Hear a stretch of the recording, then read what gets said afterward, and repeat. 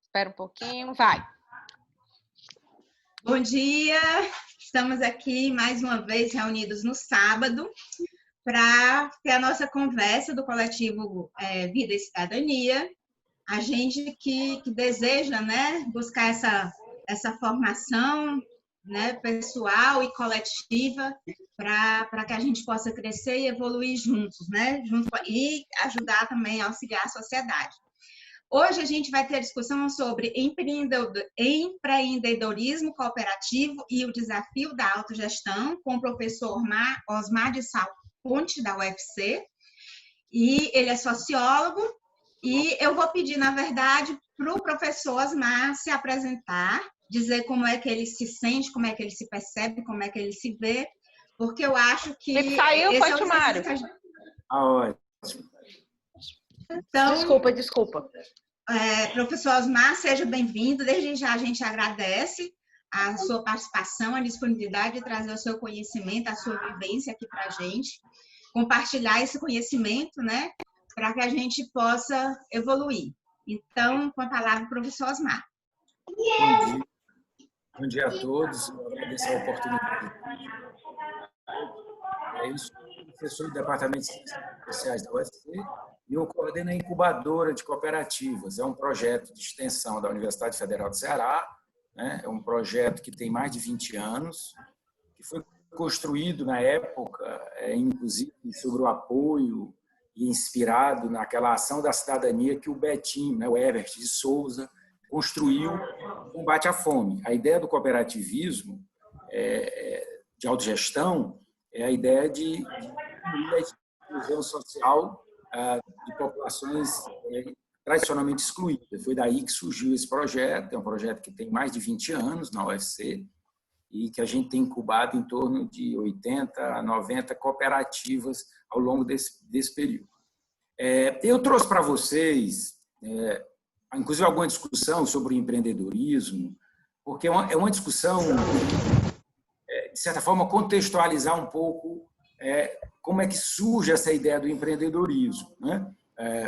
O empreendedorismo, principalmente na década de 80, quando a mudança no mundo do trabalho, da produção, do mercado capitalista, ele não conseguia mais incluir o conjunto dos trabalhadores na atividade de subordinação, do emprego, né? Quer dizer, o emprego escolheu, houve uma mudança nas forças produtivas, houve uma reestruturação da produção, e com essa reestruturação e a tecnificação do processo de trabalho, muitos postos de trabalho foram eliminados, e isso gerou um grande desemprego. Isso mudou toda a organização do mundo do trabalho no planeta, né? O mundo passou a demandar muito menos força de trabalho e passou a usar muito mais um aparato técnico para a distribuição e a divisão do trabalho.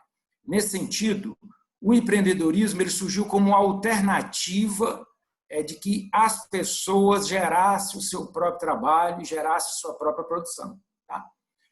O que é que vai ocorrer? É de que, como o empreendedorismo ele surge muito como uma alternativa individual, ele passou a ser entendido muito como o empreender, né? E aí eu já fui do conselho do Sebrae, representando a UFC. O Sebrae representa muito bem essa cultura, essa tradição.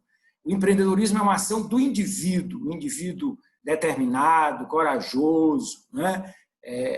Que acredita nos seus projetos, que tem uma certa perspicácia e, ao mesmo tempo, pertinência para inserir o seu produto e o seu serviço no trabalho. E, portanto, o empreendedorismo acabou se associando ao individualismo, né?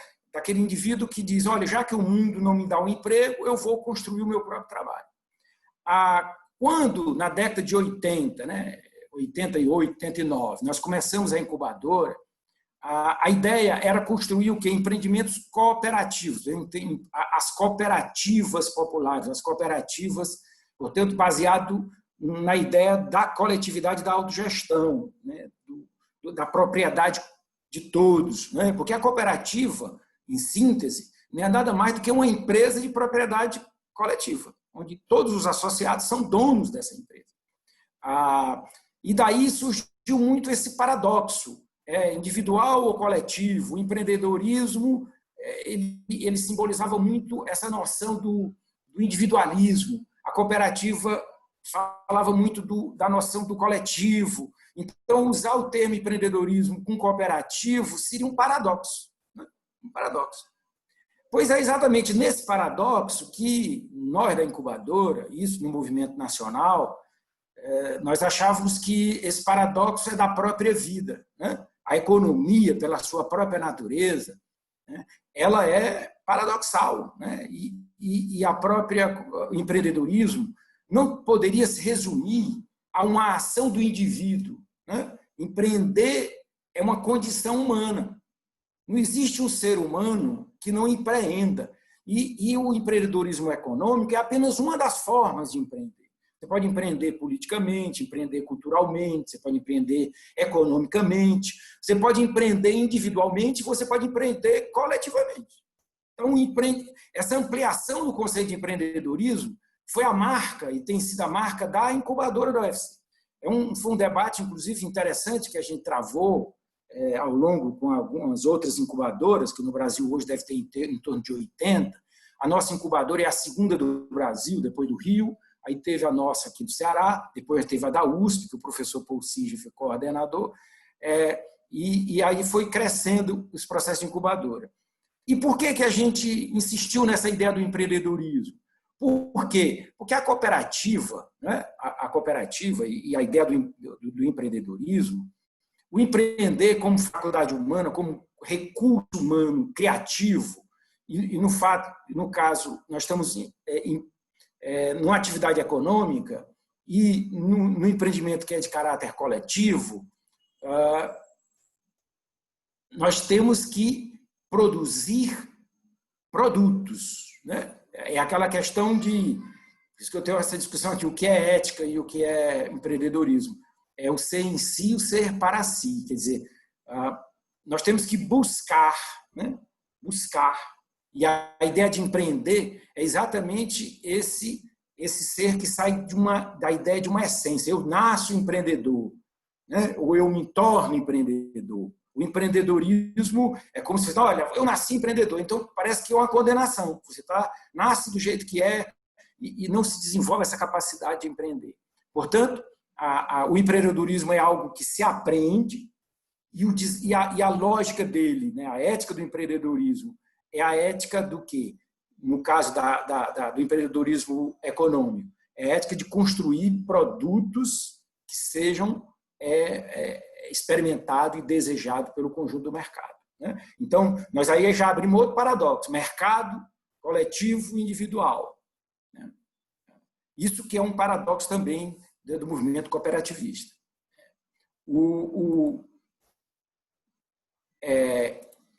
E aí eu vou passar aqui, em função do nosso tempo, sobre a questão da ideia do que é cooperação. Né?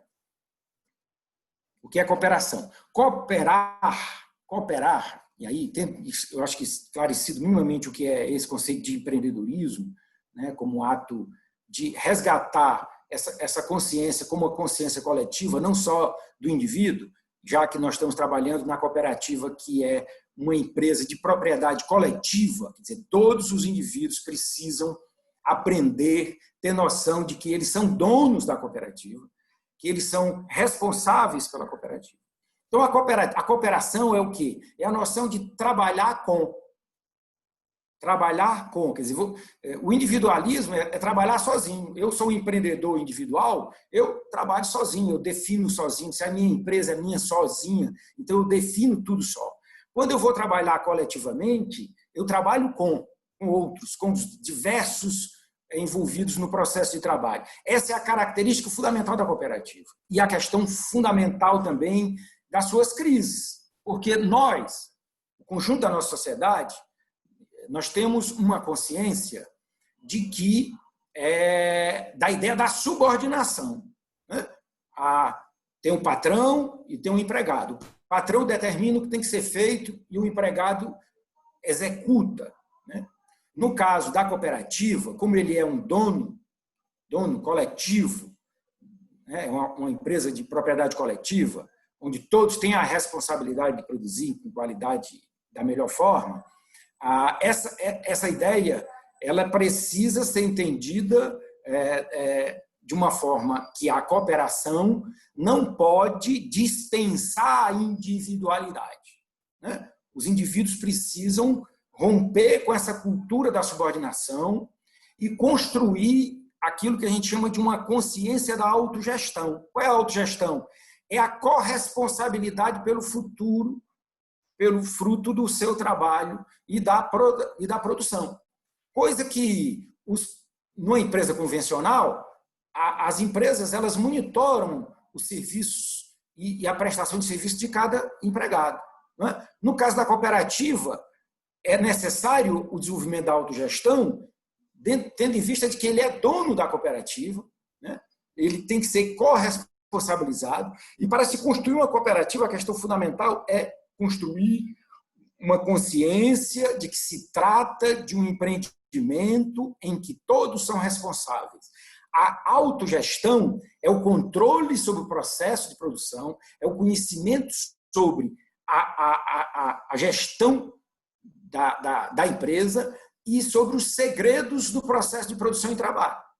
Esses segredos, que numa empresa convencional, fica restrito aos técnicos da alta hierarquia da empresa ou, num caso de uma pequena empresa, do seu próprio dono, né? Que ele é dono individual. No caso da cooperativa, nós precisamos ter o quê? Uma distribuição dos saberes, dos conhecimentos, para que as pessoas, rompendo com a cultura da subordinação, elas assimilem a ideia de que nós somos os responsáveis.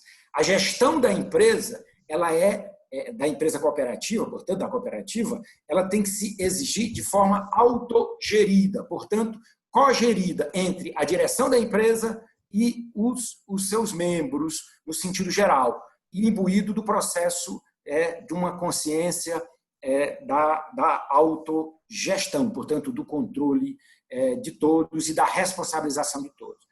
Essa consciência... Professor Osmar, o senhor me permite fazer uma pergunta já?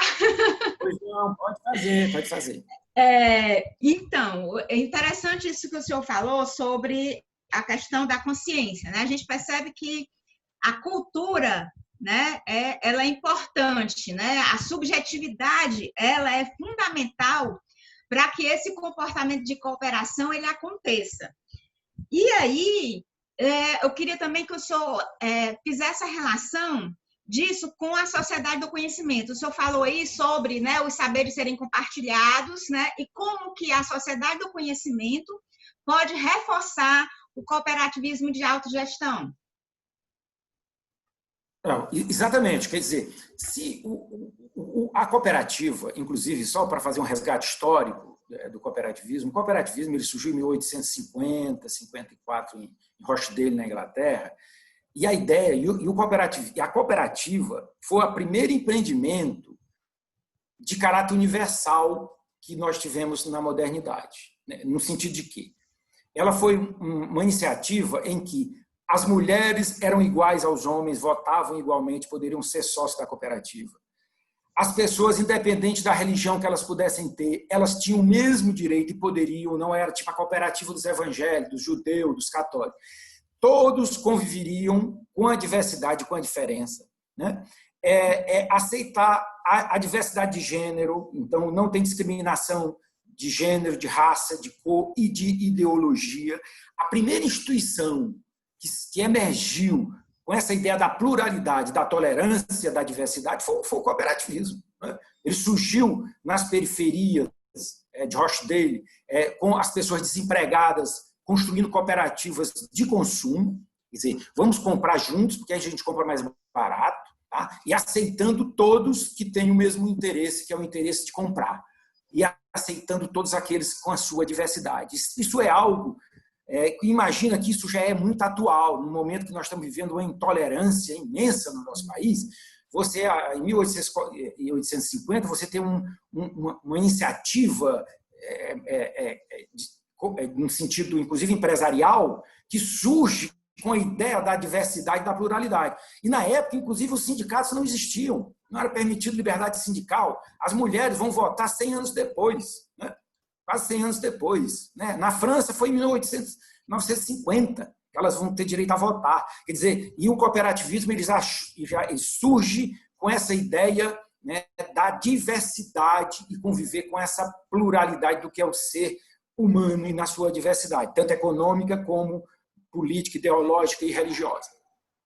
Aqui, por exemplo, na cooperativa, como nós nos tornamos hoje um mundo que está mudando numa velocidade imensa, onde tudo está sendo flexibilizado, os direitos, a cooperativa ela tem um paradoxo. Qual é o paradoxo? E aí eu estou colocando aqui. É a cooperação e a competição. Né? Isso é uma questão que é importante quando se trata de cooperativismo. Por quê? Porque a cooperativa ela tem que consolidar internamente essa consciência da autogestão e de que todos são donos e corresponsáveis pelo processo de gestão e pelos destinos dos ganhos que a cooperativa vai ter. Isso é fundamental, porque é para a democracia, a transparência, não é? O compartilhamento dos saberes internamente à cooperativa, isso é uma questão fundamental. No entanto, como a cooperativa ela é uma empresa que se situa no mercado, portanto, ela vai produzir produtos e serviços, que vai dispor para o conjunto da sociedade, e esse conjunto da sociedade não resume só aquela comunidade cooperativa, mas a sociedade no sentido geral, ela vai ter que ter competição. Ela vai ter que produzir os melhores produtos, ela vai ter que produzir os melhores serviços, ela vai ter que aprimorar entre os seus, compartilhar de um conhecimento entre os seus membros para que ela possa prestar um serviço de excelente qualidade. E aí que vem, né, a qualidade dos serviços hoje que você está se referindo, né? A alta tecnologia, esse aprimoramento tecnológico, ela precisa estar aprimorando sempre isso. Tá? Um empreendimento que se propõe situar-se no mercado, ele vai estar, mesmo que seja um empreendimento cooperativo, mesmo que seja uma cooperativa de autogestão, mesmo que seja uma cooperativa baseada na democracia e na transparência e na cogestão entre os seus membros, ela precisa se habilitar a também produzir produtos e serviços de excelente qualidade. E aí a tecnologia, o aprimoramento técnico, seja em que todas as áreas, ela precisa estar muito bem situada. Portanto, a cooperativa é cada um, todos têm o mesmo direito. Quem é de uma cooperativa tem o mesmo direito de votar. Né? Embora alguns possam ter até um capital maior do que os outros, né? Diferentemente de uma empresa que você vota de acordo com a quantidade de capital que você tem. A cooperativa não é assim. Né? Mesmo que você tenha uma cota-parte, um capital social integralizado na cooperativa maior do que um outro associado, a cooperativa não faculta aquele que tem mais capital ter um voto a mais. Ele tem o mesmo voto daquele que tem apenas uma cota-parte da cooperativa. Tá? Portanto, as diferenças econômicas não desigualam a política. Né? Não desiguala a política. Por quê? Pela natureza da própria cooperativa. A cooperativa não tem como fim o lucro. Né? A cooperativa ela tem o fim agregar valor ao produto, mas não ao lucro. Qual é a diferença? O lucro é uma atividade de agregação de valor que é concentrada na propriedade dos meios de produção. Por exemplo, uma pequena empresa. O dono da empresa é ele que vai se apropriar do excedente. No caso da cooperativa, a agregação de valor ela é distribuída de acordo com o trabalho, né? E o que sobrou dessa agregação ela é discutida e debatida em Assembleia Geral para decidir a sua destinação. A cooperativa, portanto, ela não pode se apropriar, né? A diretoria da cooperativa não pode dizer, olha, sobrou isso aqui, vamos colocar isso para a cooperativa. Ela não pode fazer isso sem consultar uma Assembleia Geral. A Assembleia Geral pode decidir tudo, pode dizer, olha, desculpa, esse recurso que sobrou dos custos pagos pode ir para uma capacitação dos seus membros, não é? De um compartilhamento de conhecimento, pode ser para melhorar a qualidade do serviço, pode ser para distribuir pelos trabalhos, né? E reconhecer a competência dos que trabalharam e desenvolveram a cooperativa. Então, todas as possibilidades estão abertas e serão decididas em Assembleia Geral. Né? Portanto, é essa questão que é fundamental. E por que eu estou sinalizando aqui que a cooperativa ela tem esse paradoxo entre cooperação e competição? É porque, como a cooperativa ela é uma empresa de propriedade coletiva, de autogestão, os destinos delas não estão resumidos só à decisão do grupo proprietário, dos associados, né? Os associados têm um grande poder de decisão, mas o associado ele não pode, portanto, definir o preço de um produto. Ele sugere um preço do produto, que vai para o mercado. Se o mercado não absorver, ele vai ter que baixar o preço, né? Portanto, a cooperativa, como qualquer empresa que se propõe vender um serviço ou um produto, ela tem que se subordinar à vontade geral do mercado, da sociedade que dá o preço de acordo com a competição, com a lei da oferta e da procura. E aí não tem como mudar essa questão, né, do mercado. Nós temos a busca de conquistar no mercado. Mas nós podemos criar os nossos próprios critérios de distribuição da agregação.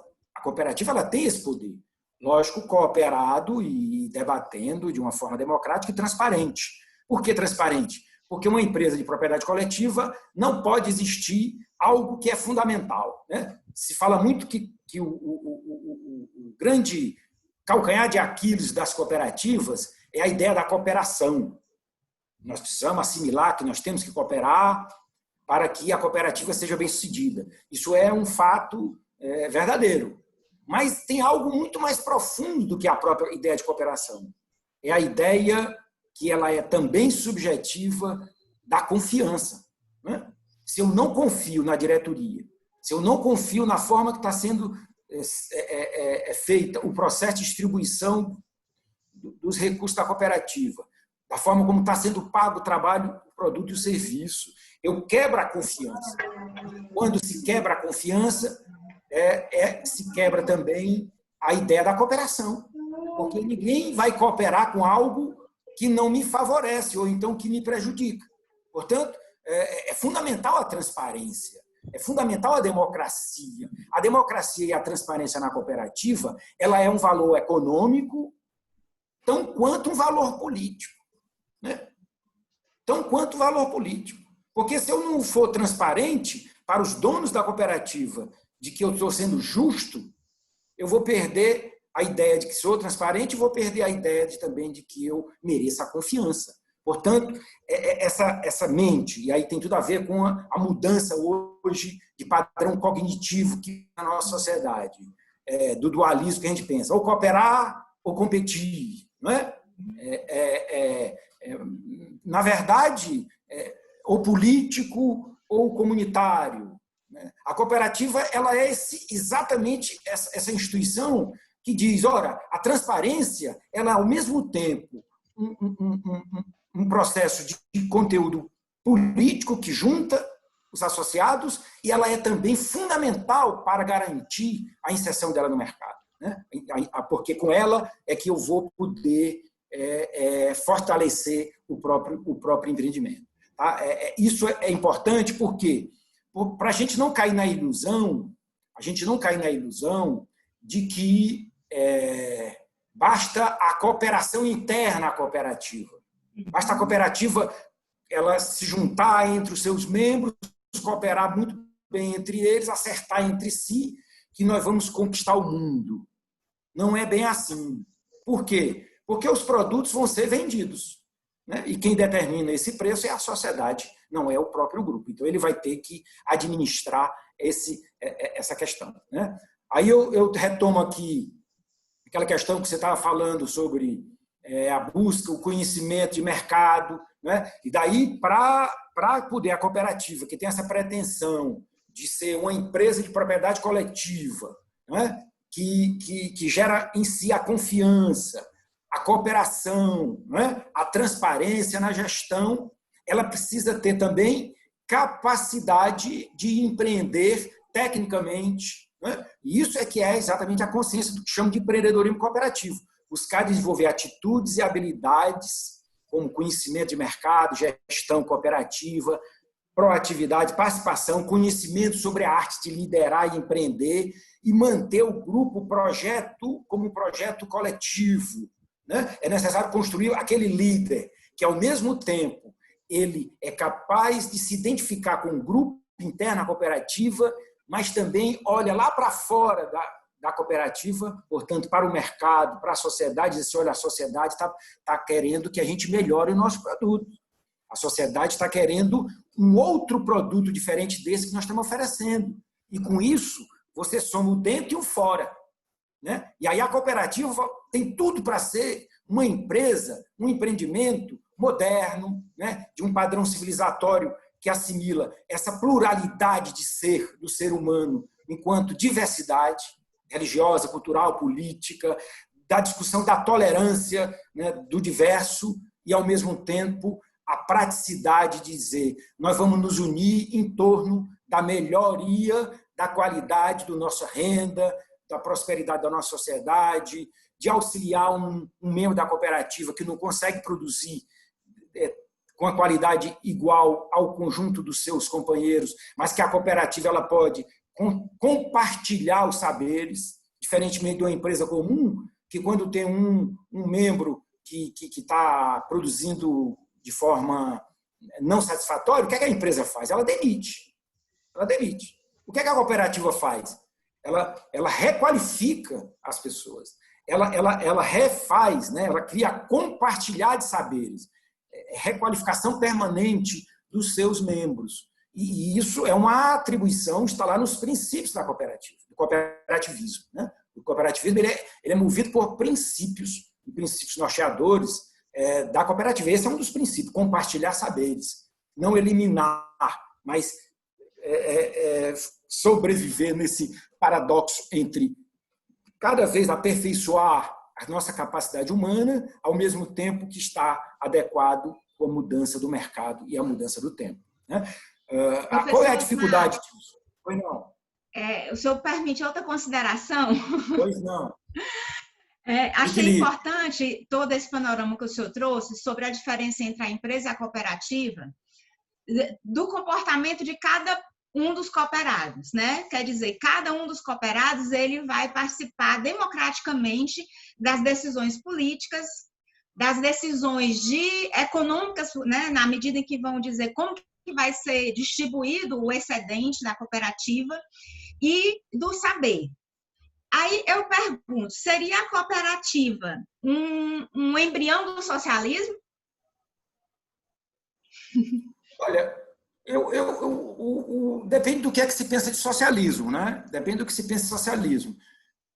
Para alguns, o socialismo, se for visto como uma coisa democrática, que aceite a ideia do mercado, a ideia da liberdade de empreender, se o socialismo for aquele que, ao mesmo tempo que alimenta a capacidade de se trabalhar entre a liberdade dos indivíduos organizados coletivamente, sem uma interferência do Estado, e fortalecendo as iniciativas, se esse for o socialismo, eu até sou simpático a ele, tem tudo a ver com cooperativismo.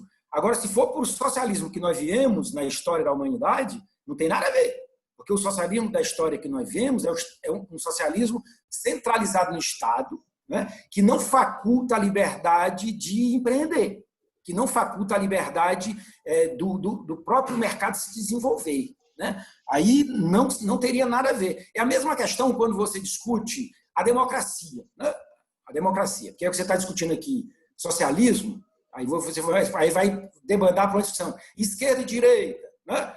Se tem uma esquerda democrática que aceita conviver com o oposto, né? Ótimo. Quem aceita a pluralidade tem tudo a ver com cooperativismo.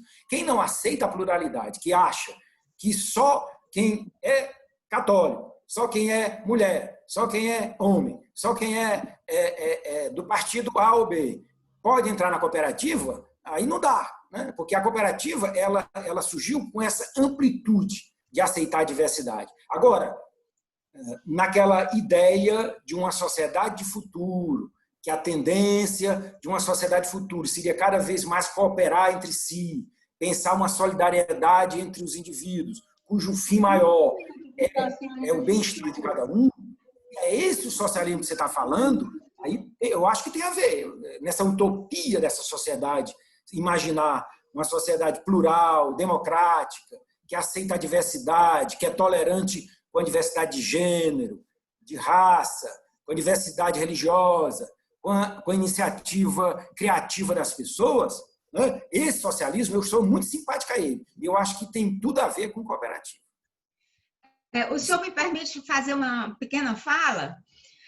Por que eu fiz essa pergunta? No YouTube tem um economista americano chamado Richard Wolff, e ele fez uma análise bem interessante sobre o porquê que o socialismo que a gente viveu, né, ou que a União Soviética viveu, e ele afirma até que a própria China viveu, por que ele não deu certo.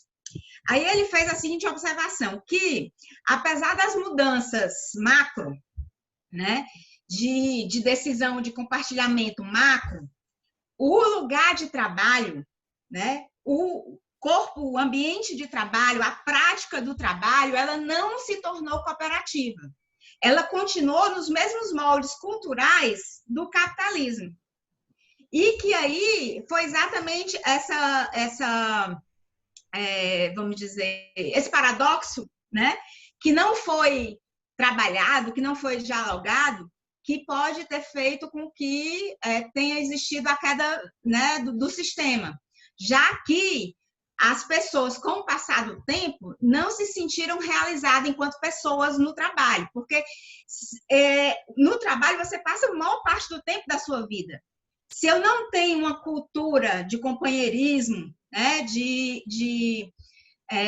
essa subjetividade toda de entender a cooperação, a comunidade, isso fez com que, com o tempo, né, principalmente aqueles que não vivenciaram o antes da Revolução, passassem a achar que o que estava no Ocidente era mais interessante do que o que ele estava vivenciando. O que é que o senhor acha disso? Olha, é o seguinte, isso já daria uma discussão totalmente à parte, eu acho interessantíssima essa discussão, eu gostaria até de participar, né? De um dia a gente discutir isso, mas eu vou lhe responder uma questão.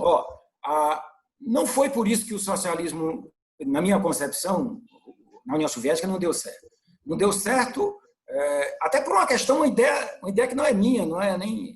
O próprio Marx, quando ele vai discutir, ele diz, olha, o socialismo é um sistema que surgirá quando se esgotar a capacidade onde o capitalismo não mais conseguir produzir na medida de que ela não inviabilize a sua produção, onde o lucro se inviabiliza. Quando o lucro se inviabiliza, o futuro da sociedade será uma sociedade socialista, né? O que é que vai acontecer? A sua questão, ela coloca... O mundo da vida, ele tem uma dimensão sistêmica e uma dimensão cultural.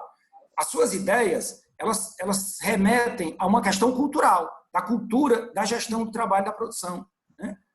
A União Soviética, ela importou o modelo taylorista fordista e implantou na indústria soviética, logo depois da Revolução Russa, foi implantado o taylorismo, né? Que é a forma mais moderna capitalista de organizar a produção. Não foi por isso que não deu certo. Não foi por isso. Até porque não teria outro sistema diferente daquele, seja no socialismo, seja no capitalismo. A forma de divisão do trabalho, da produção, ela tinha que ser a forma taylorista-fordista, que entrou em crise agora na década de 80. A grande questão é que existe uma dimensão sistêmica do mercado. E essa dimensão sistêmica do mercado, ela não se assujeita à vontade dos agentes, dos partidos políticos, dos capitalistas, dos socialistas, dos comunistas, de quem quiser que seja. O sistema econômico é muito mais diverso e paradoxal. Essa ideia é o que está levando, por exemplo, hoje, a China entendeu muito bem isso e está se tornando o quê? Eu diria que a China é o quê? É um capitalismo de Estado. A China se tornou um capitalismo de Estado, né? Então, ela está produzindo com excelente qualidade, disputando o mercado, mas dizer que aquilo ali é um sistema de propriedade coletiva, socialista, não é, né? Talvez ele releu Marx e, imbuído do seu estoicismo, que é da cultura chinesa, oriental, eles estão esperando. a racionalidade do sistema capitalista ela levará muito mais tempo, né, para se exaurir, né? E que hoje uma intervenção só do ato de vontade ou de organizar talvez não seja suficiente para mudar o mundo. Nós vamos ter que caminhar muito para frente para, de certa forma, esgotar esse modelo, essa racionalidade de mercado para construir uma sociedade que seja uma sociedade da cooperação. Enquanto isso, nós podemos exercitar a democracia em espaços democráticos, né? Por quê? Porque também as experiências socialistas do mundo não foram democráticas. Não foram democráticas, né? Não, elas não foram. Se você falar da ideia de democracia, nas experiências socialistas do mundo, não existe nenhuma. Democrática, não. Uma tentativa de ser socialista, sim, mas ela geralmente é autoritária, eliminando o outro, destruindo completamente a divergência política, com a incapacidade de conviver com a diversidade. Ela vive na diversidade. Ela é exatamente o contrário. Ela surgiu da convivência da pluralidade e da diversidade ideológica, política e econômica. Ok. Não sei se eu respondi essa questão. Sim. Com certeza. Só porque tem muitas perguntas aqui, o pessoal já está. Aí eu queria falar, o senhor prefere terminar a aula porque já está começando a ter várias perguntas aqui no chat, ou se a gente fica intercalando, como é que o senhor prefere? Eu tenho quanto tempo? São 11h10, né? Assim, normalmente a gente finaliza o debate para ir para o final a partir de meio-dia, para poder terminar meio-dia e meio.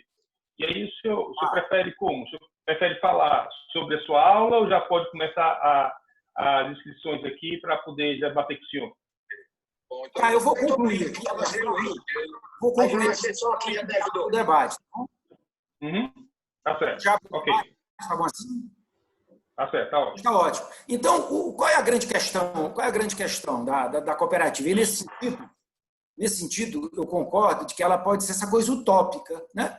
Por que utópica? Porque ela convive com esse paradoxo. A vida é o paradoxo. Tirar o paradoxo da vida, ela fica a intolerância, né? O paradoxo da vida é a convivência com a pluralidade humana, com a diversidade humana, né? Com a riqueza humana do que ela é, religiosa, política, ideológica. Isso é que é importante, né? Então, nesse sentido, a noção de empreendedorismo cooperativo que a gente tem construído lá na incubadora é essa de pensar um indivíduo que ele é empreendedor coletivo. E aí ele construiu o significado dessa ideia do coletivo. Qual é a primeira questão que eu coloco aqui? É a cultura da subordinação, trocar a ideia da cultura da subordinação pela ideia do aprender a empreender e cooperar, né? Subordinar. O que é que nos faz a subordinação? A subordinação acomoda os produtores, os empreendedores ou os trabalhadores, né? Alguém vem me dar ordem, então eu espero que alguém me dê ordem, né? Nada mais atual, mais contemporâneo do que a colaboração e a autogestão ou cogestão do mundo da produção. Essa ideia, inclusive, que surgiu do cooperativismo, na mudança, na década de 90, a partir do sistema taylorista-fordista, né, na crise do sistema taylorista-fordista e o sistema toyotista, o que é o ciclo de controle de qualidade? O ciclo de controle de qualidade não é nada mais do que isso, né? De que percebeu de que eu posso substituir aquela ideia da competição taylorista no lugar de trabalho, né, onde tem as pessoas lá monitorando o trabalho de cada um indivíduo e criar o círculo de controle de qualidade, onde o próprio grupo se autorregula, portanto, se cogere, se administra. Ele vai regular as metas e, com isso, ele vai criar uma eficiência e uma eficácia no processo de trabalho e, ao mesmo tempo, uma colaboração fantástica. O sistema capitalista percebeu o quanto isso melhora o desempenho do trabalho, né? Ora, se numa empresa capitalista, com o sistema toyotista, ele percebeu de que a cooperação no mundo do trabalho, mesmo numa empresa capitalista, ela é importante, você imagina se nós transformarmos essa mesma ideia e o conjunto dos cooperados se apropriarem dessa ideia da ruptura com essa ideia da subordinação e construírem a ideia do sujeito que aprende e empreende e coopera, né? Onde todos são corresponsáveis e, ao mesmo tempo, são detentores, proprietários e donos.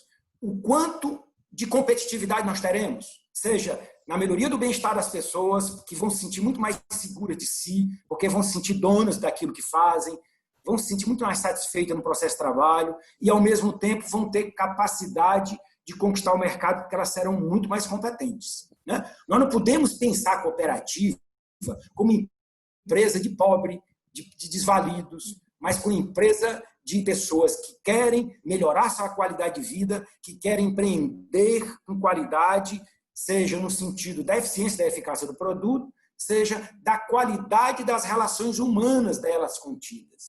E essas relações humanas nelas contidas são exatamente aquelas que podem dar uma maior capacidade de competir nas cooperativas. Tá? Eu acho que o cooperativismo precisa ser entendido e alargado nesse sentido. E eu queria só fazer uma síntese sobre assim, o processo de incubação. O que é que muda? Por exemplo, eu coordeno a incubadora da UFC há 20 e poucos anos, desde eu implantei a incubadora da UFC, a gente já coordena. O que é que a incubação?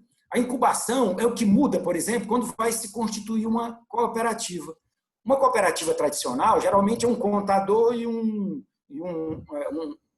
advogado que faz o estatuto, o modelo, leva para a Assembleia aprova e aí passa a funcionar, né? Como que uma empresa dessa, como que um empreendimento desse, como que uma associação dessa pode dar certo se não existe consciência e conhecimento sobre o que é a cooperativa, sobre os direitos dos cooperados, sobre os deveres dos cooperados, não só direitos, deveres dos cooperados, e sobre a consciência do aprender, do cooperar e do empreender em sendo dono de uma empresa que tem que ser transparente e cooperativa.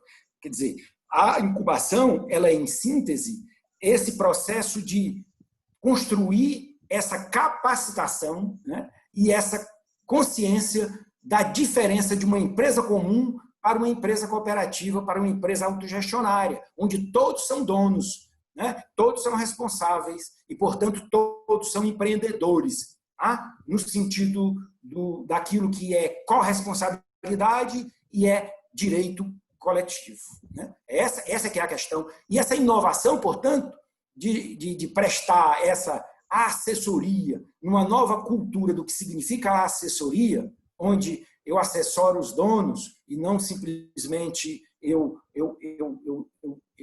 ofereço um produto acabado, onde as pessoas não têm, de fato, competência, capacidade de entender a complexidade do que significa uma cooperativa. Se uma empresa, e aí as estatísticas todas do Sebrae denotam isso, elas em 80%, em 5 anos, elas quebram, né? Empresas convencionais que não estão, de certa forma, contrárias à cultura da subordinação e do mundo do trabalho que está aí. Você imagina uma cooperativa que, além de ter a necessidade de se inserir no mercado, ela ainda tem que mudar essa consciência da subordinação por uma consciência do empreendedorismo cooperativo, uma consciência de que todos são donos, são responsáveis, detentores de direitos e de deveres e produtores de produtos e serviços de excelente qualidade. Essa é um desafio permanente e é nesse sentido que o cooperativismo pode ter futuro, pode ser uma instituição democrática, transparente e altamente eficiente para responder às necessidades do que demanda o mercado. Aí eu fico por aqui e aberto às perguntas de vocês. Paulo, e aí, tu vai colocar, né, as perguntas? Assim, a gente tem algumas pessoas que querem participar aqui do debate, tá? Então, na inscrição aqui está K12, eu não sei, assim, o nome está K12, eu não sei quem é Elisete. a pessoa. Não, K12 não é Elisete, não. K12. Tá vendo? Aí, ela está fazendo uma pergunta, então deixa eu fazer a pergunta dela. Ela falou se Paulo, só uma sugestão, assim, que a gente está aqui no Zoom, de repente, se a pessoa quiser se posicionar, né, se abrir o vídeo e falar, também, né? É isso mesmo, porque ela não... Eu perguntei agora, K12, se quer falar, e ela não se prontificou, né, talvez ela tenha saído um pouco, mas ela pergunta depois. Então, vamos para a Elisete, então, né? A pergunta da Elisete. Elisete, você Você quer comentar? Elisete? Pode fazer a leitura da pergunta, não tem problema. Bom dia a todos. É lá, Elisete. Mas faz um comentário, conversa com a gente. Bom, eu estou acompanhando a palestra do professor Osmar, inclusive, já ontem mesmo, já convidei o professor Osmar para falar sobre cooperativismo aqui em Santa Catarina. Enfim, como eu sou da área jurídica, o que de vez em quando vem à tona pela modificação do mercado e pela toda a alteração paradigmática do mercado é a questão do cooperativismo e os processos licitatórios.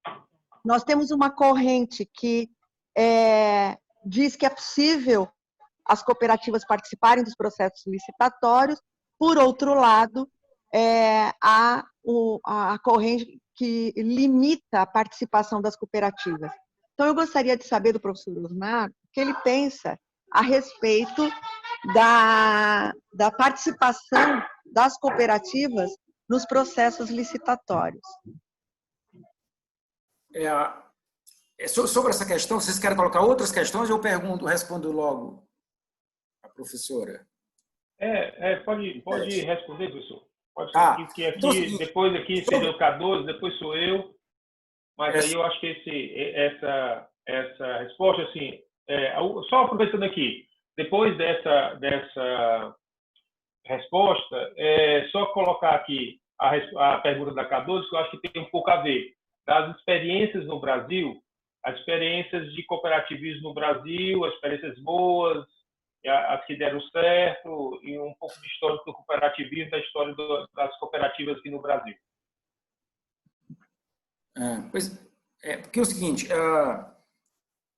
o cooperativismo, quer dizer, sobre essa questão da licitação, ela nos remete, viu, professor Elisete, a uma questão importante que era de uma lei que foi criada, inclusive, na época, acho que era o Fernando Henrique, que era presidente ainda, e do movimento antimanicomial, que surgiu no Brasil, de acabar os manicômios, e a partir daí foi inspirada a lei das cooperativas sociais. Essas cooperativas sociais seriam para uma cooperativa específica para egresso do sistema antimanicomial, das pessoas com vulnerabilidade social, egresso tema penal. E essa cooperativa era inspirada no modelo italiano, né, de cooperativas sociais, em que, por exemplo, na Itália, essas cooperativas sociais, elas não submetem à licitação. Elas, por serem sociais e os seus membros são membros de pessoas com deficiência, pessoas regresso tema penal, pessoas do sistema do antimanicomial. Por exemplo, aqui no Ceará, nós temos uma cooperativa que é a Coop Vida, que é a cooperativa das pessoas com portador de HIV. Fizemos a cooperativa do CAPS-AD, né? COP-CAPS, também é uma cooperativa social desses setores. Elas estariam, pelo modelo italiano, isenta de disputar a licitação pelo caráter social dela. Essa lei, o presidente, na época que foi aprovada a lei das cooperativas sociais, o presidente Fernando Henrique, ele vetou essa parte da lei, né, e a cooperativa social ela ficou com as suas diferenças, mas sem esse direito de não submeter à licitação. Portanto, a cooperativa ela precisa submeter às licitações. No entanto, a legislação ela dá direito, né, quando, dependendo do que queira se contratar, ela dá direito a contratar, por exemplo, de agricultura familiar, só associações e cooperativas. A associação ela não pode vender serviços e produtos, né? Ela tem uma característica política associativa. Só quem pode vender serviços e produtos são as cooperativas ou as empresas convencionais. Nesse sentido, a gente sabe que existe no Brasil todo muitas associações de produtores rurais, principalmente, vendendo ou comprando faturas, notas, para poder fornecer produtos para merenda escolar. Mas, na verdade, deveria ser uma cooperativa, porque é assim que ela se destina. A natureza da cooperativa, da sua característica empresarial, ela tem o direito de vender. A associação não tem esse direito. A legislação impede. No entanto, nós temos essa anomalia ainda, né? As cooperativas, isso depende muito do processo licitatório em cada lugar, professor.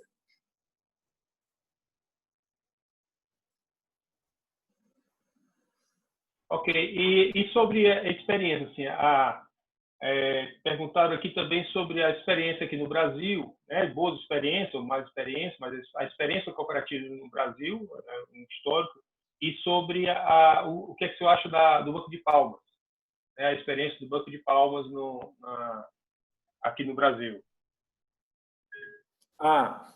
Eu acho que as experiências, por isso que essa questão que eu tenho colocado aqui de que a natureza econômica, porque quando você vê, olha, é uma empresa de propriedade coletiva, já vai se associar à ideia de que você pode, fazendo uma cooperativa, você vai gerar trabalho e renda. Muito pelo contrário. Para se fazer uma cooperativa, é necessário que você tenha um serviço ou um produto a ser ofertado. Ela não é uma associação. Ela tem um caráter empresarial, né? Ela é uma empresa de propriedade coletiva e ela precisa ter um produto e um serviço. Então, eu falei, vamos resolver o problema da pobreza criando cooperativa em todos os lugares e tal. É bom. Olha, pode ajudar, mas antes de mais nada, nós precisamos ter algo que é fundamental. Para produzir, eu tenho que ter capital de investimento, eu tenho que ter capital de giro, eu tenho que ter conhecimento, eu tenho que ter capacidade de gestão, eu tenho que ter acesso ao mercado. É um conjunto de complexidades. Lógico, a vantagem da cooperativa qual é? É porque a cooperativa, ela unindo pequenos, ela se torna grande. Você juntando vários pequenos, né, que não teriam capacidade de enfrentar o mercado, ela poderia tornar-se, por exemplo, fornecer para um supermercado. Se juntar vários pequenos, você tem capacidade de fornecer, porque um supermercado não vai comprar pouco, ele vai comprar só em grandes quantidades. Então, tem que ter volume. A cooperativa ela favorece isso.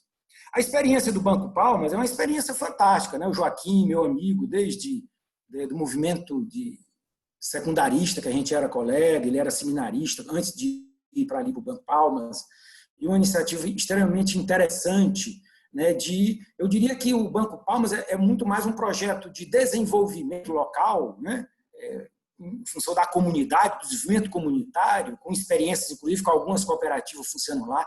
Eu acho interessantíssimo de valorização da moeda, dessa iniciativa de valorização da moeda, é uma experiência, um exemplo interessante para todos.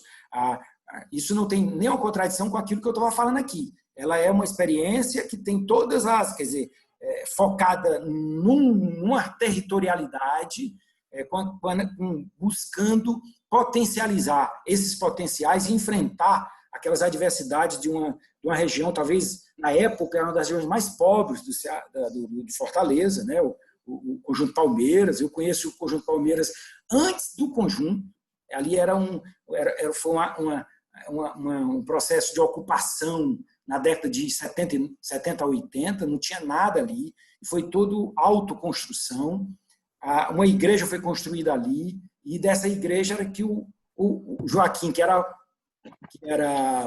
seminarista, ele foi para lá e acabou se inspirando no Banco Palmas, que é uma experiência que eu muito admiro e gosto muito do Joaquim, e trabalho pioneiro que ele tem desenvolvido lá no Banco Palmas. Agora, o que eu estou colocando aqui, e queria concluir minha resposta, é de que o cooperativismo tem todo esse conteúdo idealista. Eu estou fechando a casa e vou embora. Mas você ele precisa muito, né, de algo para unir as pessoas economicamente. Nós temos que ter capacidade de investimento e temos que favorecer essa iniciação, essa oportunidade de pequenos empreendedores no sentido do mercado, né? No sentido de favorecer. Existe a legislação hoje já favorece bastante o consumo, principalmente na merenda escolar, para que se organize pequenas cooperativas de agricultura familiar para fornecer para o sistema, tanto hospitais como para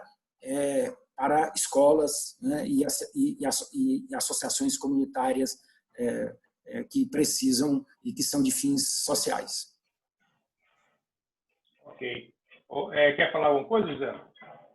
Eu sou o próximo inscrito, mas se você quiser falar... Pronto. Eu queria colocar em debate o senhor Osmar e quem possa colaborar também no debate, que, assim, eu não tenho grande conhecimento de cooperativa, né? Sou um leigo no assunto, mas eu visualizo dentro da sociedade 2 tipos principais de cooperativa. Um exemplo muito bom, que é esse que o senhor fala, da empresa, né, sendo desenvolvida por um coletivo de pessoas e dentro dessa cooperação tem mais chance de conseguir um êxito, né? E para isso existe um mecanismo de assembleia e tudo mais. Mas eu vejo também, professor, a cooperativa, e pego o nome de cooperativa, nem sei se de repente não poderia ser outro nome, de cooperativa de profissionais. E esse tipo de cooperativa, onde a gente não visualiza exatamente uma empresa, mas sim uma organização de profissionais para se colocar como serviço prestado a empresas. Tá vendo? E a gente vê assim, essa organização em relação a profissionais de limpeza de um hospital. Aí a empresa vai contrata aquela cooperativa de profissionais. Cooperativa de médicos, cooperativa de enfermeiros e tal, de profissionais da saúde para poder suprir a necessidade. Isso direciona para a meu ver, né, uma precarização do trabalho. Tá vendo? Assim, a impressão que eu tenho é que esses profissionais, que devido ao desemprego, devido a um problema, né, crescente de desemprego, que já extrapola a nossa discussão aqui, eles pulam para essas cooperativas, eles aderem a essa cooperativa como não tem outro caminho. São cooperativas de trabalho. Vocês são cooperativas de trabalho. E pronto, cooperativa de trabalho. Então, o termo é esse. Então, eu queria um pouco da discussão dessa cooperativa de trabalho, fazendo um paralelo com a precarização, né? E essa onda de precarização que está acontecendo no mundo todo devido à tecnologia e devido ao avanço do capitalismo, né?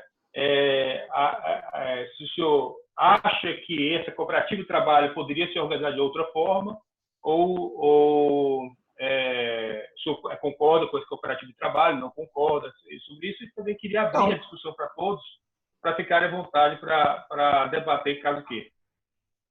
Eu já participei de algumas discussões nesse sentido, né? Até em alguns hospitais aqui de Fortaleza, quando eles estavam começando essa ideia da terceirização. Na época, eu até sugeri, eu disse assim, por que você não contrata a Unimed? A Unimed é uma cooperativa de médicos, né?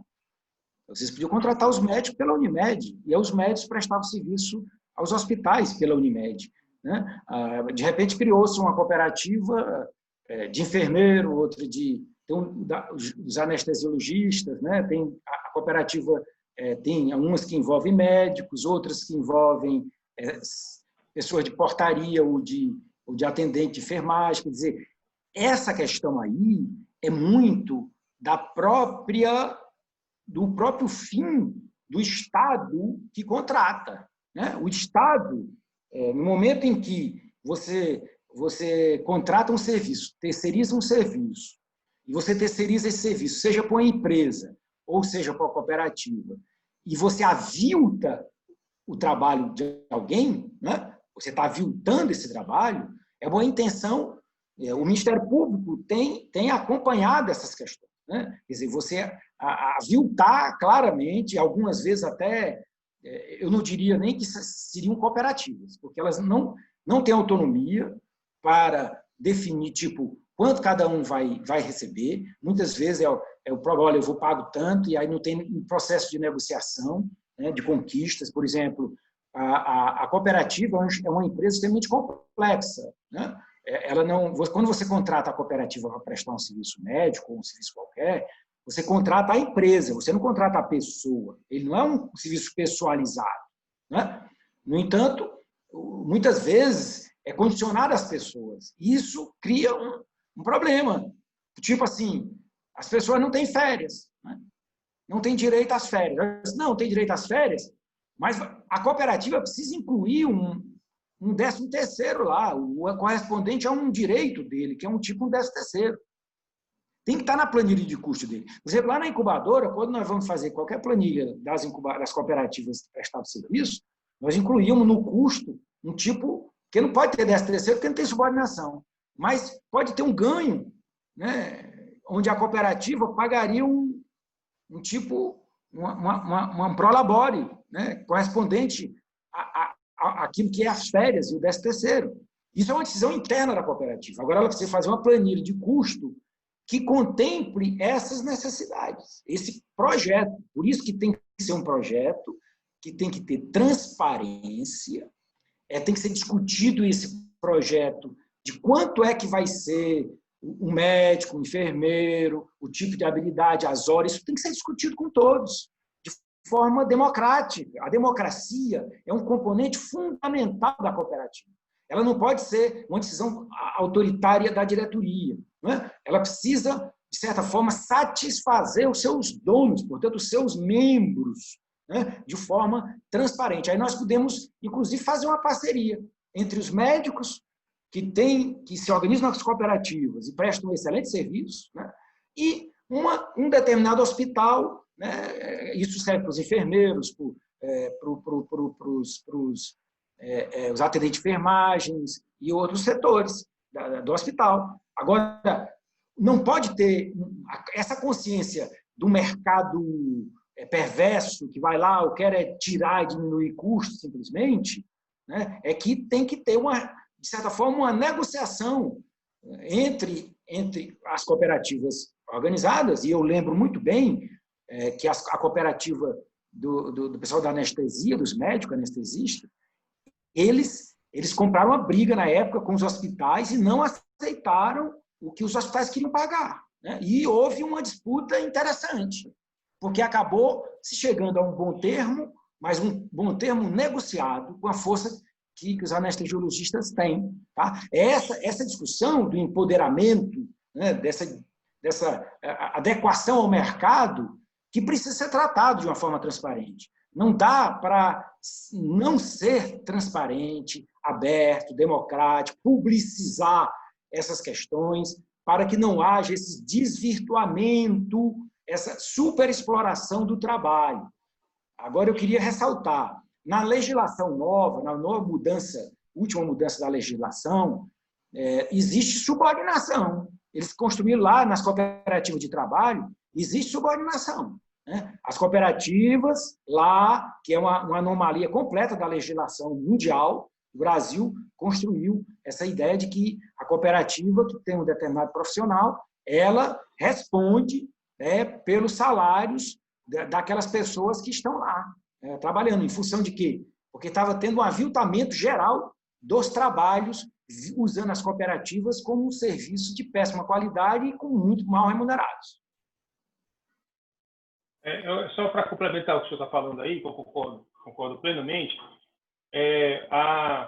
a experiência da cooperativa de anestesistas, né, ele foi por muito tempo sendo um modelo de cooperativa aqui no Ceará, de como os médicos poderiam se organizar, mas mesmo assim o mercado, aí eu não concordo com o senhor, eu acho que o mercado é bem, não por ser mal, mas por funcionar desse jeito. Ele pela lógica de como o mercado funciona, é acúmulo de riqueza, e acúmulo de riqueza, se você acumula, você está tirando de alguém. Então, isso aí não é questão de maldade, é questão de como funciona a relação econômica dentro do sistema capitalista, né?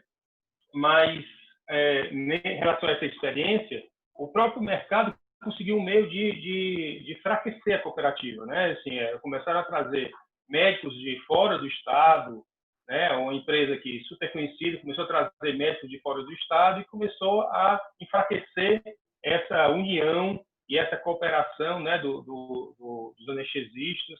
E teve uma rebordose bastante ruim para a cooperativa anestesista, mas mesmo assim continua sendo um grupo muito forte, um grupo muito coeso. Eu acho que sim, eu acho que Mas, Paulo, uma coisa é o seguinte, ó, uma coisa é o mercado, com todas as suas características que você está falando e eu concordo. Outra coisa é a cooperativa. A cooperativa precisa ter um projeto.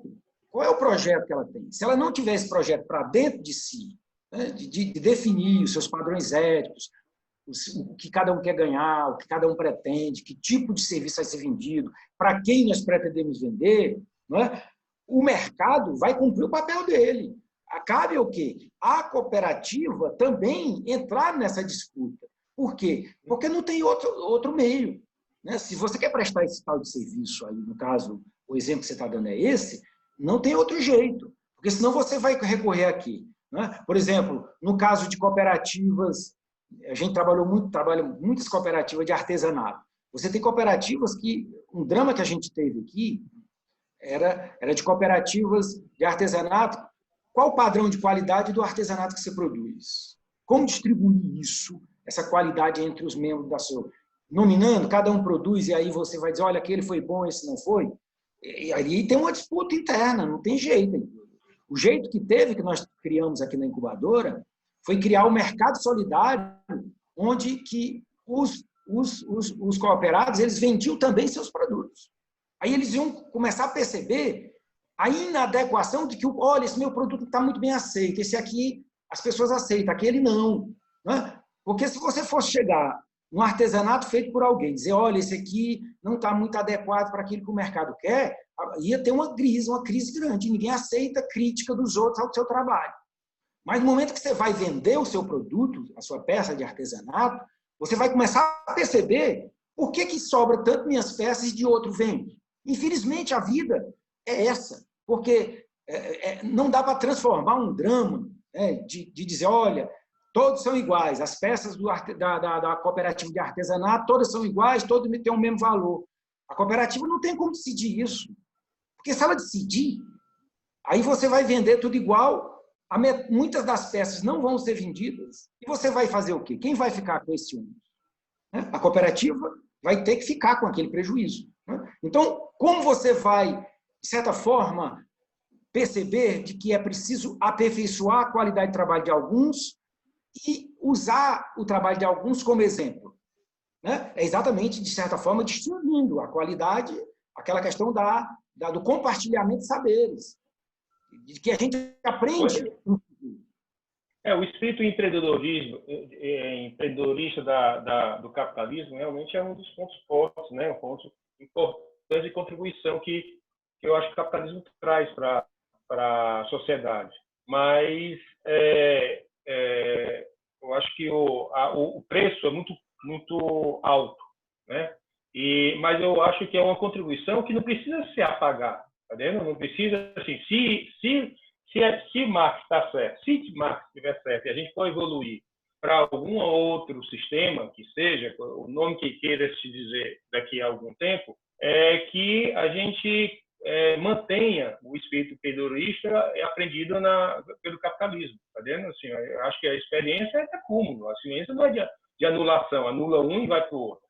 Eu acho que o fato de ser empreendedorista ele é positivo, seja qual for o sistema que for aparecer. Né? Agora, me preocupa muito esse precariado, porque eu acho que a relação de trabalho, né, que o senhor fala assim, eu acho que é importante, eu acho que a gente não pode ficar em berço esplêndido esperando todas as benécias, eu acho que tem que entrar na disputa, tem que entrar na organização, seja qual for o sistema, não necessariamente capitalista, qualquer um que seja. Eu acho que é válido a competição de mercado, de venda de produto, de produzir o melhor produto possível. Eu acho que isso aí é uma coisa benéfica, né? O que é maléfica é a concentração, mas essa parte aí é benéfica. Mas o que a gente encontra na realidade, que agora o que está acontecendo aqui é o capitalismo avançando, né? O neoliberalismo, essa relação de trabalho que ela não é igual, tá vendo? A força do trabalhador dentro de um ambiente de cada vez maior desemprego faz com que essa relação de trabalho ela não seja igual. Então, para poder, nas cooperativas de trabalho, de novo, tá? Cooperativa de trabalho, não aquela cooperativa de empresa que o senhor falou, esteja acontecendo uma precarização. Então, o que eu estou vendo aqui dentro da minha classe, né, dentro dos meus profissionais, dos meus pares, é precarização. Precarização. Agora, muitos, só para terminar a última frase, muitos agora, na pandemia, eles estão altamente vulneráveis, mesmo, para não dizer que aperreados, porque eles estavam em cooperativas, eles estavam em serviços prestados, eles estavam na iniciativa totalmente privada e agora estão sem rendimento zero. Mas a grande questão hoje, Paulo, é que o sistema, a legislação mudou totalmente. A própria lei hoje já precariza, já mudou o conceito de precarização, né? Porque hoje, as relações de trabalho hoje tem uma legislação totalmente diferente, que não dá garantia nenhuma a ninguém. Tá? Então, a cooperativa ela pode tentar, pela autogestão, pela construção de um projeto, pela ideia de uma inserção de um produto de excelência no mercado, um serviço, produto, reconquistar um espaço que hoje, pela legislação trabalhista, já perdeu. Os trabalhadores não têm mais a mesma lei de garantias que tinha antes. A legislação já mudou. Tá? Então, não tem essa, olha, garantir a certeza. A lei já garante a precarização. Né? A lei já garante a precarização. Agora, inclusive, nessa pandemia, a ideia de demitir, suspender contrato, que é uma coisa inconstitucional, foi aprovada essa nova lei. Então, qual é a vantagem da cooperativa?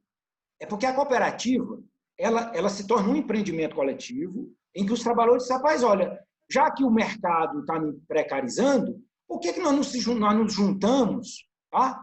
E vamos produzir um empreendimento de produtos de excelente serviço, de excelente qualidade, em que o mercado deseje os nossos produtos e pague por eles? Eu acho que é uma disputa com o mercado. Agora, qual é o outro caminho? É esperar a subordinação do mercado que já está precarizado. E ele estará precarizado, seja por cooperativa, seja por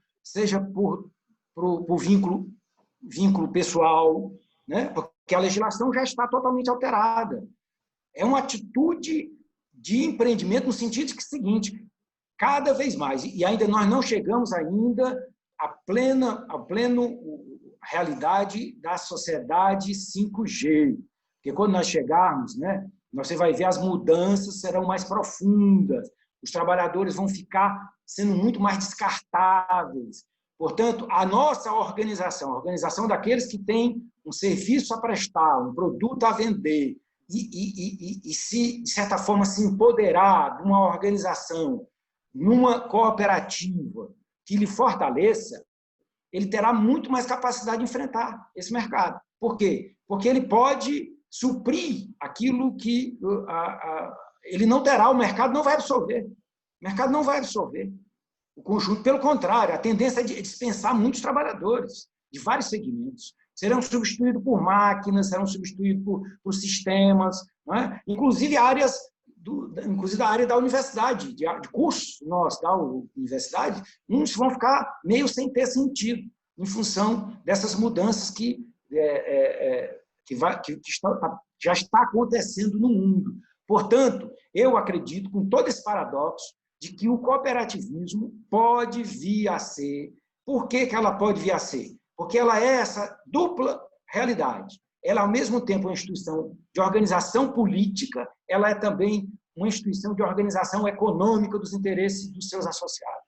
Essas duas dimensões fazem da cooperativa, né, esse ser político e ser econômico. Ele tem essa capacidade de somar, de juntar todo mundo. Agora, com a pragmática do mercado e com a determinação de que nós temos que defender o interesse dos associados da cooperativa, dos trabalhadores, dos donos da cooperativa, e não utilizar a cooperativa para malversar, né, para manipular ou aviltar cada vez mais o trabalho dos trabalhadores, que já está cada vez mais aviltado. Esse é um projeto. Você vê que, por exemplo, a Unimed do Ceará é até um exemplo fantástico de cooperativa que está dando certo, que é um sucesso. Tem cooperativa de crédito, tem cooperativas aqui que têm lutado com muita dificuldade, porque geralmente junto pequenos produtores que têm que ter capital de investimento, de capital de giro, e isso é difícil, mas nós podemos, em juntando, virar grande, né? Virar uma potência como é a Unimed. Nada nos impede disso. Agora, fora do cooperativismo, como enfrentar isso? Eu não vejo nenhuma possibilidade. Por que eu não vejo? Vai ser via subordinação. Ora, mas o mercado está dispensando simplesmente as pessoas. Está trocando para o sistema. Né? Está trocando para o sistema. Até para medir a temperatura das pessoas que estão entrando, tem uma câmera que vai medir a temperatura, não vai ter mais nem aquela pessoa no supermercado para medir a temperatura. Isso já está sendo disseminado. Não é? Então, a tendência é expandir-se. Expandir-se. E eu vejo também na cooperativa um ato de auto-organização da sociedade, de proatividade da sociedade civil, de dizer, nós não vamos ficar esperando que um empreendedor capitalista nos contrate. Nós vamos desenvolver a capacidade empreendedora, cooperativa, solidária, e nós temos capacidade de elaborar um produto e um serviço de uma empresa, e assim nós vamos dispor esse produto e esse serviço no mercado. Vamos disputar. Porque isso eu não vejo como muita saída. A outra saída vai ser, tipo, vai lá, fique sozinho, se desiluda, né? Acha que você vai conseguir sozinho, então consiga. E vai sempre existir isso. Quem tiver capacidade de conseguir sozinho, vai buscar conseguir sozinho. Isso não é errado, não é injusto, é da vida. Agora, quem não está satisfeito com aquele tipo de serviço, seja pela qualidade dele, seja pela atenção que ele está sentindo, seja pelo sofrimento que ele causa, seja pelo valor que é pago, eu acho que tem que pensar numa alternativa. E a alternativa que eu vejo mais importante são as cooperativas de autogestão, baseado nessa ruptura, né, nesse modelo de que nós somos empreendedores e nós queremos a conquista e um crescimento, seja de engrandecimento profissional de todos e, ao mesmo tempo, melhoria da qualidade de vida e da renda de cada associado.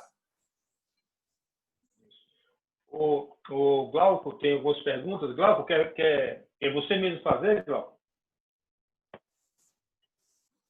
Assim, o pessoal coloca para poder assistir, às vezes vai estar fazendo alguma coisa e não pode perguntar. Então, pronto. Então, eu vou fazer a pergunta dele aqui.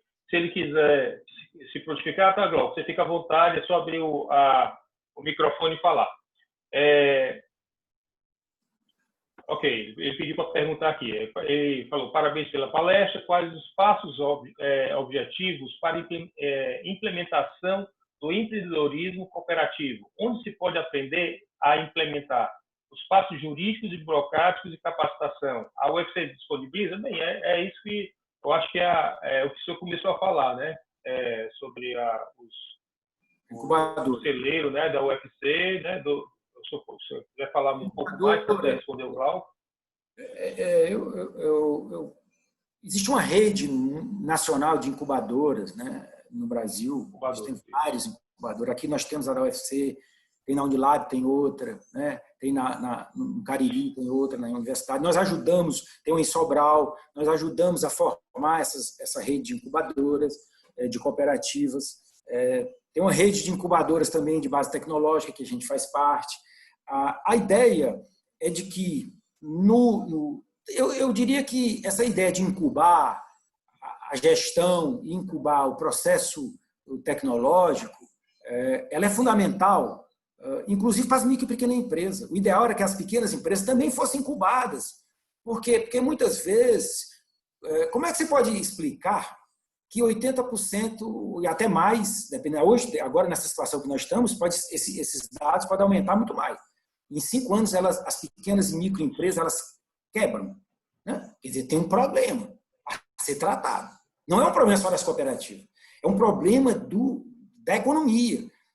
Então, as pequenas empresas, elas estão também muito mal constituídas, né? Para elas terem essa capacidade de quebrar tão rapidamente, existe ali algo a ser modificado, no sentido de que nós precisamos preparar melhor, medir melhor. Tem isso, não, o sistema burocrático de construção das empresas demora muito tempo, né?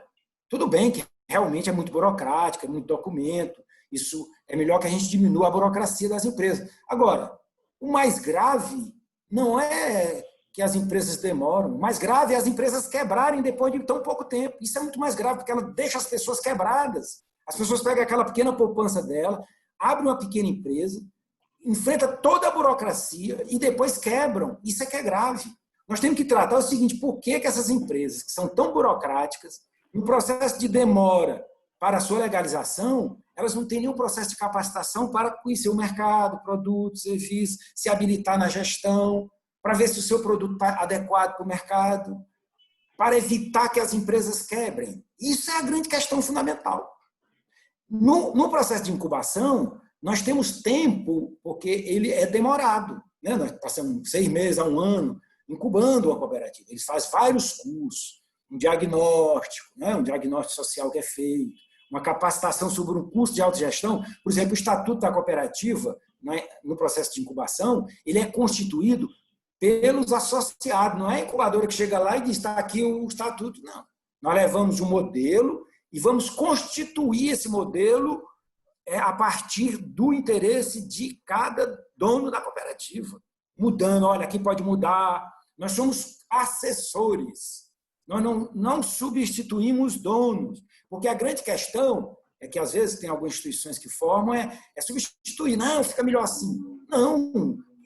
Porque quando ela é participativa, o processo, ele corresponsabiliza. Você nunca vai constituir um processo de autogestão se nós não corresponsabilizarmos as pessoas, empoderarmos as pessoas, que a decisão é dela. No momento que a decisão é sua, não é do assessor, você não vai me cobrar de ter errado, porque você é o dono da cooperativa. Não é a incubadora que é responsável. Nós temos que motivar as pessoas a conhecer o mercado, a conhecer os seus direitos e deveres e escolherem a melhor alternativa, né? A gente indica quais seriam as melhores possibilidades, mas a decisão tem que ser dos donos, dos empreendedores, e não somos nós, né? Eles é que têm que dar a última palavra sobre as coisas. Essa questão desse narcisismo institucional, que muitas vezes alguma instituição tem, tem que seguir a minha metodologia. No caso aí não tem isso não. A gente não tem esse processo. Nós queremos é que cada cooperativa, elas comecem a conviver com esse paradoxo. Porque o mercado assim vai exigir delas. Porque a vida não é fácil. Porque o mercado, como você falou, Paulo, não vai ser fácil. E elas precisam, é a hora de descobrir, né? É hora de enfrentar, calcular o custo, como medir, como calcular. Isso aí é algo que, se eles não aprenderem, como eles vão praticar isso na cooperativa? Né? Se eles não aprenderem, que eles têm que... E pegando o gancho que o senhor está falando, assim, antes de fazer a próxima pergunta do Glauco sobre os aspectos assim, da política interna das cooperativas, se isso o quanto que isso atrapalha, ajuda ou atrapalha, eu queria pegar ainda o gancho que o senhor está falando, eu acho que tem a ver, desse futuro próximo, né? Esse futuro que já chegou, esse futuro presente, né? Da precarização do trabalho, tá? E do desemprego e tudo mais. O senhor vê como o sistema cooperativista, né? Possibilidade de usar o sistema cooperativista nesses novos trabalhos relacionados à tecnologia. Eu vou ser mais claro, tá? Eu vou dar exemplo que são os entregadores, né, de aplicativo, os Ubers, né, essa uberização da economia, já estão uberizando médicos, já estão uberizando outros profissionais e tudinho, a partir do momento que a tecnologia vai conseguir fazer atividade que é destinada ao homem, né, então ele vai tentar uberizar, né, organizar através da tecnologia, contratar profissionais de maneira autônoma os trabalhadores. E a minha pergunta é possível organizar essa classe trabalhadora que ela só vai se deslocar Uma parte vai diminuir, concordo. Existe previsão até de que em 2050, 40% da população mundial esteja desempregada devido à tecnologia, né? Isso é mesmo a classe trabalhadora se organizando. Então, mas esses 60%, 70% se organizar em cooperativa para trabalhar para esses aplicativos, se o senhor vislumbra um futuro de 10 anos, 20 anos, a gente se organizar em forma de cooperativa ou então de outra forma, ou associação, alguma coisa para tentar fazer a relação de trabalho com essas empresas, né? Olha, eu acho o seguinte, Paulo, eu acho que um sistema de aviltamento total do trabalho, como esse sistema de uberização, fazer uma cooperativa, você cria um ônus maior, um custo maior, né? Você vai acrescentar um custo, né, a um processo que já está precarizado. Então, você vai ter possibilidade grande de diminuir ainda mais o ganho deles, a não ser, né, que você entre num acordo com as empresas, que eu duvido que eles aceitem, de contratar cooperativas e absorver esse custo, porque é um custo de gestão. A cooperativa tem um custo de gestão. Mas não é uma forma de organização política da classe? Sim, tudo bem. Seria uma organização, a organização política da classe seria um pouco sindicato. No caso aqui, você criaria um coletivo de uma empresa que presta serviço, né? Aí o que acontece? Se eu pegar hoje, o serviço está uberizado, e dizer, olha, eu contratar por uma cooperativa, pagando os mesmos valores que estão aí, não é negócio, porque eles vão ganhar menos.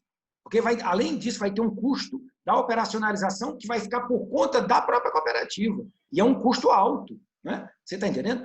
Como ele já tem uma tecnologia direta, é algo que, nesse sistema aí, ele vai aviltar mais o trabalho, porque vai colocar a figura dos intermediários entre o Uber, né, o trabalhador uberizado, e a empresa tomadora de serviço. Vai piorar, escravizar mais ainda. Eu acho que não é o caso. Aí só se fosse um processo de parceria, né, em que os próprios tomadores de serviço desejassem, né, estabilizar uma certa qualidade de vida, né, com um certo rendimento, sem criar vínculo com as tomadoras. Aí tudo bem. Aí seria interessante. Mas essas tomadoras precisariam de absorver esse custo, senão existiria um aviltamento. A planilha de custo seria lá os 10% diminuídas. Então, para quê? Nós temos que ser muito práticos, que, embora possa ser uma solução politicamente boa, mas vai ser muito pior para os trabalhadores, porque vai aumentar os custos e, portanto, ele vai diminuir o seu ganho. Nós temos que pensar os dois lados, né?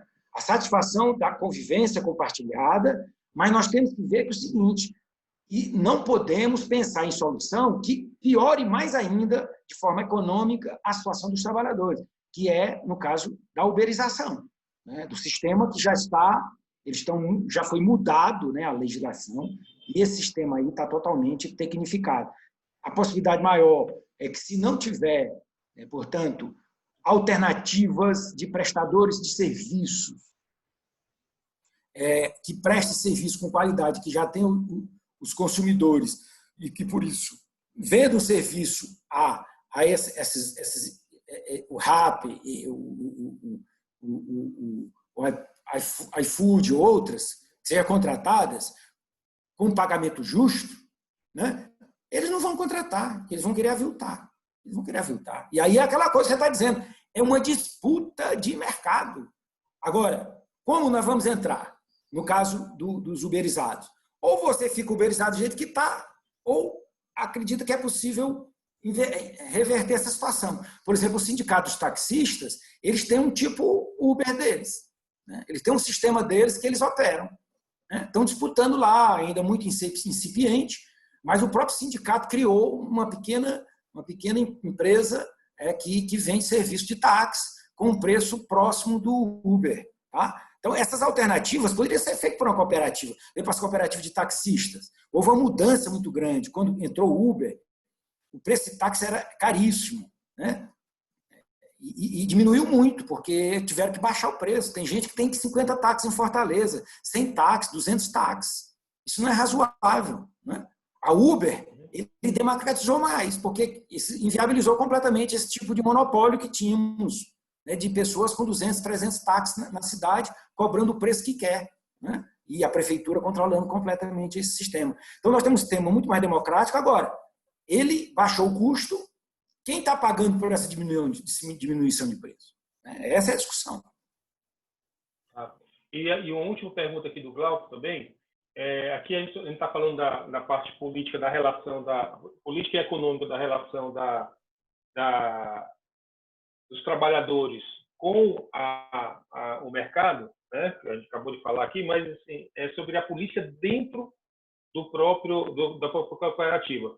Até que ponto isso estimula a participação das pessoas na cooperativa, o fato de ter chapa 1, chapa 2, chapa 3, para poder se eleger e ter uma diretoria, né? A partir do momento, acredito eu que a partir do momento que a empresa cresce muito, a complexidade aumenta mais e começam a ter várias visões dentro da própria empresa, até que isso é estimulante, estimula a empresa, até que ponto isso atrapalha na empresa.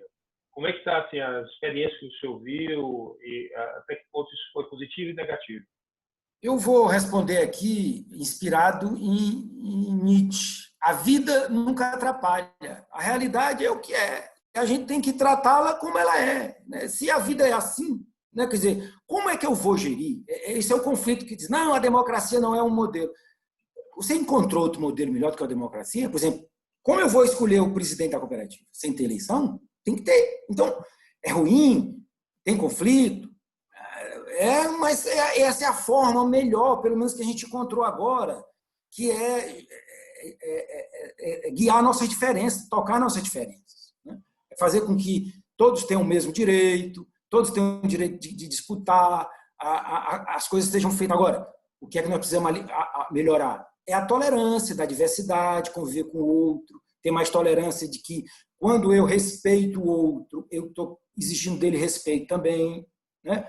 No momento em que eu desrespeito o outro, eu estou pedindo que o outro também me desrespeite. Aí você escolhe o paradigma, qual é o modelo. Então, se eu quero um modelo, padrão civilizatório da política, é o padrão democrático, o mais avançado que nós tivemos. Nós não conseguimos outro melhor. E eu não digo que pode não surgir outro para frente, mas enquanto a política ela se civilizou na ideia de um processo democrático, onde as disputas, né, aparecem, onde as pessoas se apresentam, e a cooperativa, como sendo uma instituição que ela é coletiva, ela também terá disputas políticas, mas que a disputa seja feita a partir de modelos, né, de um estatuto que a cooperativa tem, de um regimento interno a cooperativa tem. Se alguém não cumprir o regimento interno, se alguém não cumprir as regras, ela pode ser afastada da cooperativa. Quer dizer, ela tem um modelo organizativo, tá? Que também regula a democracia. Não, mas é muito chato, porque como é que a democracia é regulada? Eu não posso dizer o que eu quero? Amigo, você pode dizer o que você quer, agora você pode ser muito malquisto depois do que você disser, se você não medir suas palavras, né? Quer dizer, hoje nós estamos num mundo em que todo mundo acha que dizer o que quer é uma coisa boa, né? A pessoa é ignorante, grosseira com as pessoas, trata mal, fala o que não deve e acha que é um herói por isso, né? Ele é um incivilizado. E a democracia ela vai ajudar a gente a essa convivência. E a democracia da cooperativa, ela é boa porque ela não tem só o viés político, né? Aquele viés partidário, ideológico. Ela tem aquele viés que eu digo econômico. Olha, pessoal, nós temos que ter também a responsabilidade que, se nós desagregarmos a cooperativa naquilo que é a dimensão política, nós vamos perder a outra dimensão, que é a econômica. Nós temos as duas realidades numa mesma instituição. Nós não podemos aviltar uma guerra interna na cooperativa, expondo as mazelas entre os seus dirigentes, porque também tem os interesses econômicos de todos. Então, isso é uma loucura, né? Mas a gente sabe que, para aprender isso, nós vamos ter que caminhar. O Brasil parece que voltou 500 anos atrás, né? No nosso modelo político, da intolerância, né? Da grosseria, do padrão incivilizado de relação política, né? Eu acho que quanto mais nós tivermos cooperativas, tivermos sindicatos democráticos, conduzirmos isso de uma forma transparente, talvez nós vamos exigir dos políticos também uma conduta mais ética, mais respeitosa com o outro. Não é? Nós podemos divergir com os outros, mas nós não podemos ter o direito de desrespeitar os outros, né? E, portanto, um alto padrão de divergência, né? E de pluralidade,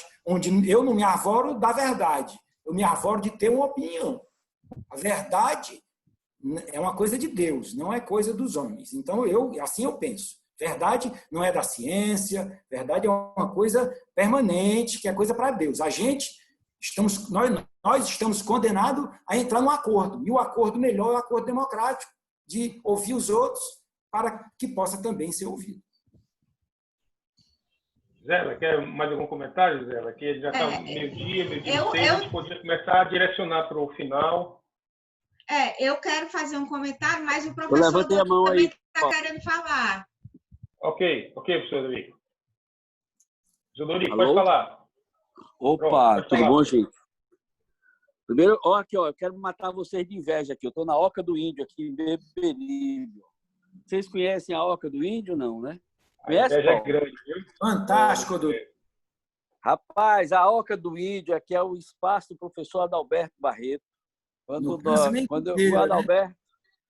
Quando criamos a quatro varas lá, eu ainda era estudante de medicina com ele, depois tornamos juntos professores da faculdade. E ele criou aqui esse espaçozinho em Beberibe, onde ele faz as capacitações, os treinamentos na área de terapia comunitária. Aliás, terapia comunitária integrativa, né? Porque aí envolve massoterapia, envolve massagem, tudo, fitoterapia. E é um espaço maravilhoso, literalmente uma oca, viu?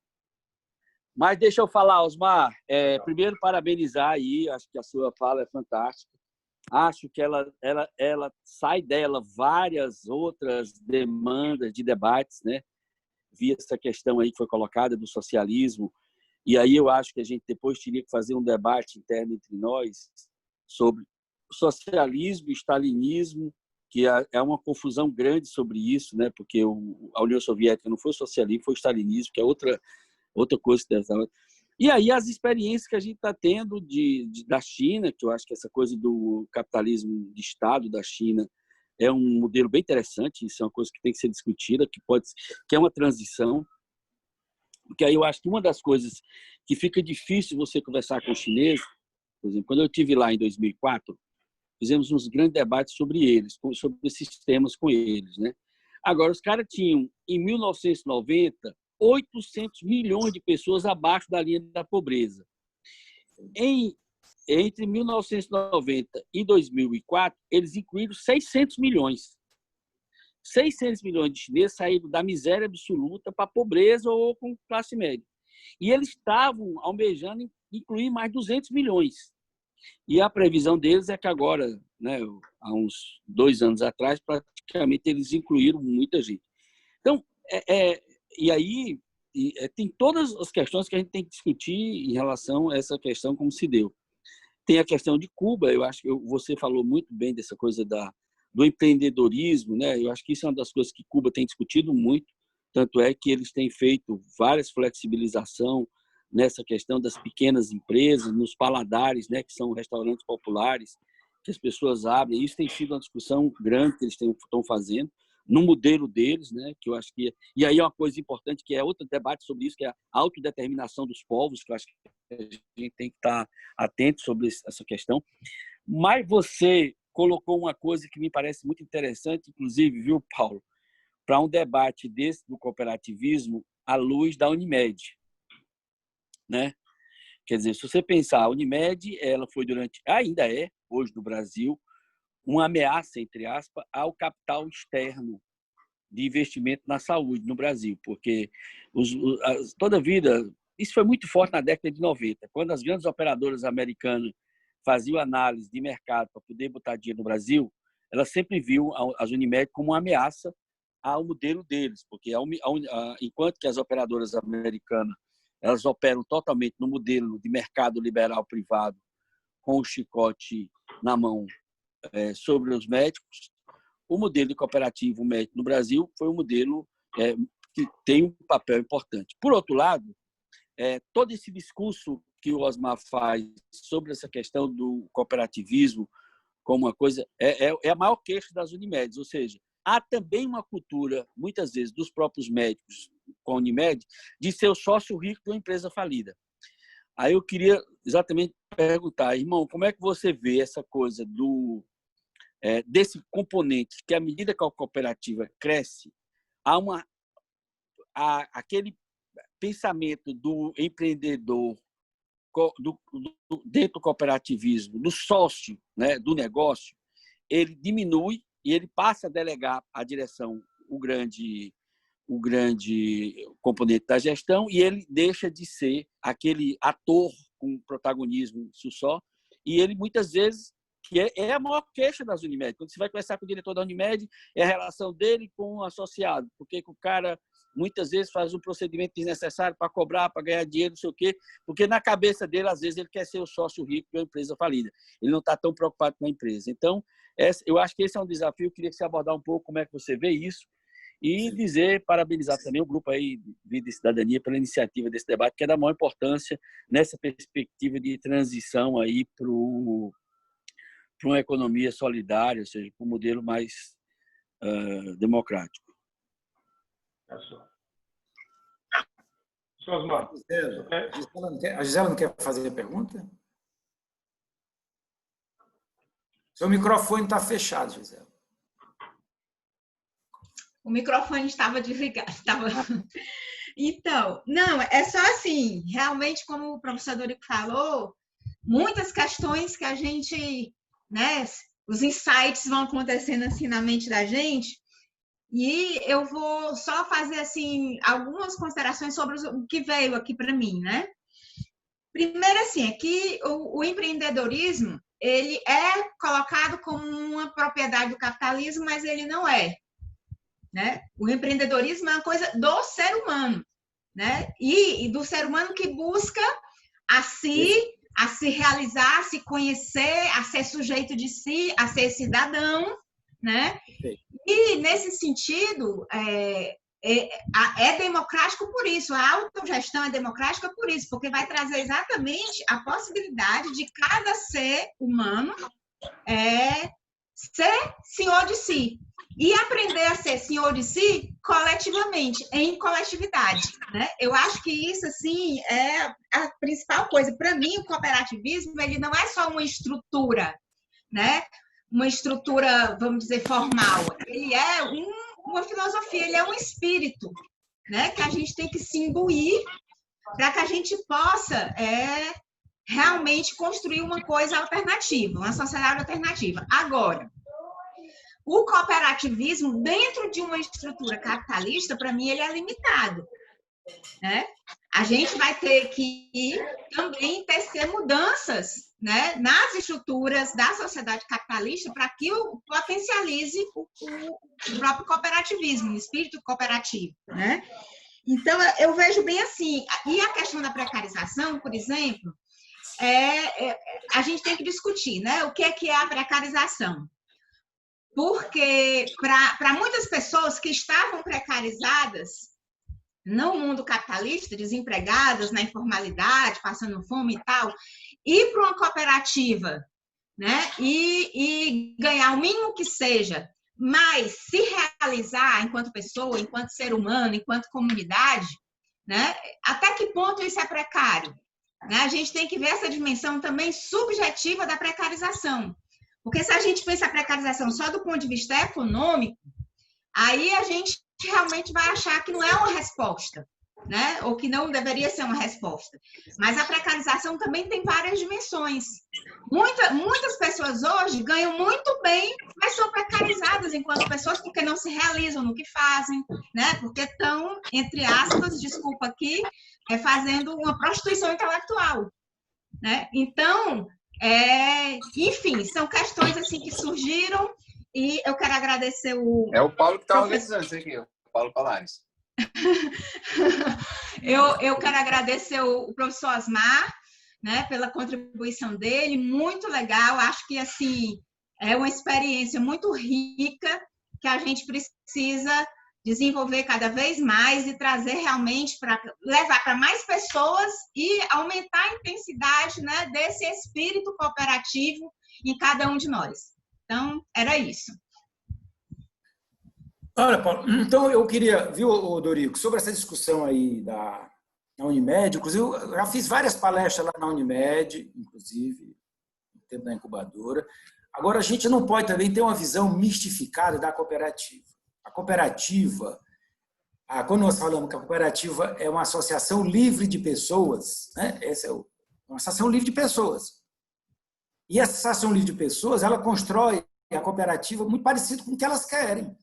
A Unimed, ela virou uma grande empresa e que criou uma dinâmica de uma grande empresa capitalista, né? A parte, ela segue os rigores da lei cooperativista, tem as assembleias gerais, que é obrigado a ter, tem um balanço anual, mas ela optou por fazer uma organização menos comunitarizada. Ela poderia fazer diferente, né? Poderia ter feito de uma forma diferente dessa. Essa liberdade, ela permite que se veja vários modelos, você está entendendo? Vários modelos, e não necessariamente um. Portanto, se lá dentro da Unimed se pretender construir, além de uma gestão tecnicamente garantida, mas que tenha também a responsabilidade social, a participação, a interação entre os seus sócios, vai começar a mudar um pouco o fim da própria cooperativa, vai se acrescentar um fim das cooperativas. Não é?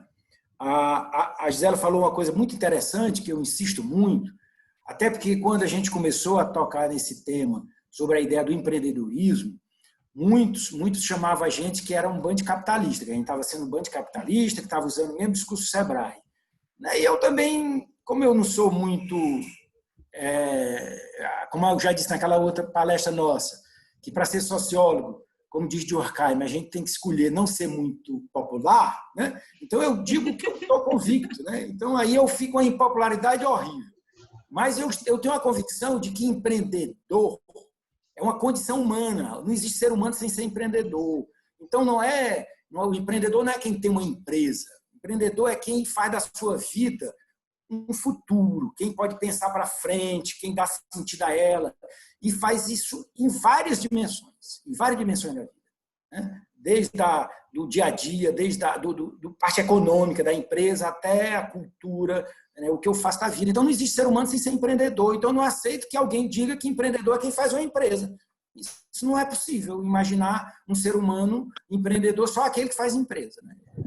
Aí, nesse sentido, e há também porque também nós temos que, quando nós colocamos o desafio da ideia de resgatar o conceito de empreendedorismo, nós resgatamos também a potência, e aí o termo nietzschiano, a potência do indivíduo livre, do indivíduo criativo, que é necessário para o grupo.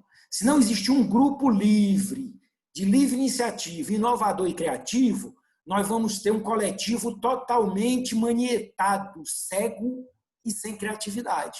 Portanto, a potência do indivíduo tem que estar fortalecida no grupo. O grupo não pode suplantar o indivíduo, não pode suplantar as potências individuais. O grupo tem que ser inteligente, ao mesmo tempo que diz, nós somos um grupo, mas somos um grupo de pessoas criativas, pessoas livres, pessoas que querem a democracia, pessoas que valorizam tanto a vida coletiva como a sua própria liberdade. E isso esse paradoxo que é fundamental da cooperativa. Aceitar esse paradoxo é fundamental, senão nós vamos virar partido político. Aí fica lá, os donos da cooperativa, olha, se você não me obedecer, eu lhe tiro disso, não lhe coloco para aquilo, né? E empobrece uma experiência fundamental, né, que surgiu tão rica, grávido de pluralidade. O cooperativismo ele já nasce desde o começo, né, com essa ideia da pluralidade. E isso, talvez, se o sistema político tivesse feito a leitura e enriquecido a sua cultura a partir da experiência dessa visão plural das cooperativas, talvez nós tivéssemos partidos muito mais democráticos, nós tivéssemos políticos com muito mais dignidade, da ideia de que nós precisamos conviver com essa pluralidade, né, com a diversidade, e não ver isso como problema. A vida não é um problema, a vida é uma condição da vida, né? Nós temos que enfrentá-la do jeito que ela se apresenta para a gente. E empreender é tratá-la de uma forma positiva, e apontar para frente, né? E não dar o direito de de que só é empreendedor um capitalista. Aí nós estamos abrindo mão da nossa capacidade de ser sujeito livre, né? E vamos dizer que a culpa é dos outros. Ou, como diria Jean-Paul Sartre, o inferno é o outro. Não, nós estamos no mundo. Nós podemos fazer da vida o que a gente tentar fazer, pelo menos o que a gente deseja. E aí fica muito mais interessante a vida do que um sofrimento, né? Do que só a reclamação ou a culpabilização de outro, né? Se não tem um capitalista que me contrate, qual é a minha iniciativa? Ou eu faço uma pequena empresa, uma grande empresa, média empresa, ou eu me organizo com outras pessoas para fazer uma cooperativa. É simples assim. E que preste um serviço bom e um produto bom para que a gente possa olhar para ele e dizer: esse serviço foi eu que fiz, se orgulhar dele. Isso aumenta a nossa potência, né? Aumenta o nosso orgulho. Nós precisamos também criar subjetividades que complementam a nossa vida. A ideia de se identificar com determinados serviços e produtos e não cair em algo que não tem dono, não tem responsável. Eu me envergonho dele, eu estou no anonimato. O anonimato não é bom. A cooperativa, o anonimato, é um problema tanto econômico como um problema político de gestão. E aí eu agradeço a oportunidade, né, e foi muito bom o debate. Espero que eu tenha contribuído, né, com a minha sinceridade aí de não querer ser muito popular, mas sempre dizer um pouco daquilo que eu estou convicto. Muito obrigado, pessoal. Então, a gente vai começar a encerrar o nosso debate de hoje, muito rico, que traz muitas questões, né, para o nosso espírito enquanto indivíduo, enquanto ser coletivo. E é como o professor Osmar diz, é da vida, né? A contradição, o paradoxo é da vida. E a gente não pode negar a contradição, a gente tem que dar um jeito de lidar com ela, né? A gente tem que encontrar uma forma de fazer dialogar essas duas coisas que aparentemente são opostas, mas que elas com certeza têm uma forma de encontrar alguma coisa em comum, né? Encontrar uma unidade para que a gente possa atuar.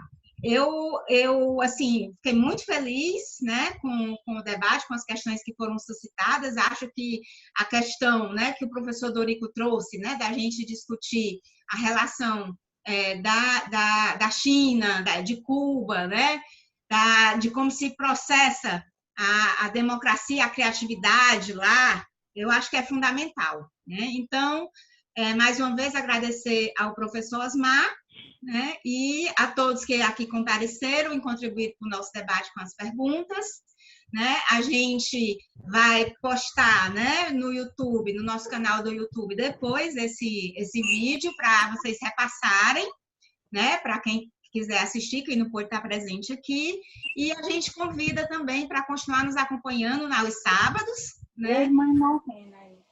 E o professor Dorico está querendo falar. Não, Gisela, só outra questão importante para a gente depois debater e discutir é a questão do Estado de Bem-Estar Social Europeu, né? Eu acho, por exemplo, o Estado de Bem-Estar Social dos nórdicos, né? Então, é muito importante a gente entender que como é que a nossa luta... A Escandinávia, né? A Escandinávia tem sempre vantagem. Como é? A Escandinávia, a Suécia, Isso. Eu tive na Dinamarca em 2017, tive a oportunidade de conversar umas 2 horas com o embaixador brasileiro lá, sabe? E o cara disse assim, ô Dorico, esse é um país que desde a hora que o óvulo se encontra com o espermatozoide até a hora que o cara se enterra, o Estado está tomando conta dele. Ou seja,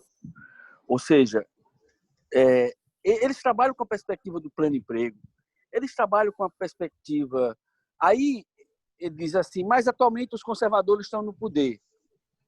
Mas os conservadores não questionam esses valores. A questão dos valores são os valores que estão no campo da moral em relação, por exemplo, aos imigrantes. Tá certo? Mas há uma preocupação grande, né, sobre tudo aquilo que é um valor individual, inclusive esse problema agora na Suécia, A questão, o grande problema do enfrentamento do coronavírus na Suécia é uma disputa de valor, que não está na questão do papel do Estado, mas está na questão da invasibilidade, do Estado invadir a privacidade do outro na questão do enfrentamento. Então, essa questão... Mas lá tem um sistema de saúde, de médico da família, que já vem visitando todo mundo em casa. Eu conheço a Suécia, eu já fui lá, e eu conheço o próprio sistema. Então, assim, eu acho que cabe uma agenda aí para a gente discutir China, Cuba, discutir stalinismo, porque isso é uma coisa importante, porque muitas vezes se confunde socialismo com stalinismo, são duas coisas diferentes. Não dá para você chamar o stalinismo de socialismo. E os nórdicos e o Estado de bem-estar social europeu. E as disputas dos valores que a gente tem, inclusive o próprio Canadá, que é um país de um Estado de bem-estar social bem democrático. Os escandinavos não se consideram europeu, não, viu, Dorico? Eu sei disso. Por isso que eu falo, os escandinavos e o Estado de bem-estar social europeu. Eu separo bem os escandinavos dos europeus. Não sou europeu. Não entendo. Eu sou fã dos Vinks. Não, mas assim, eu estou só dizendo, viu, Gisela, da riqueza dessa agenda que vocês estão colocando, que eu acho que é fundamental esse debate aí que a gente está fazendo. É só isso. Inclusive, viu, professor?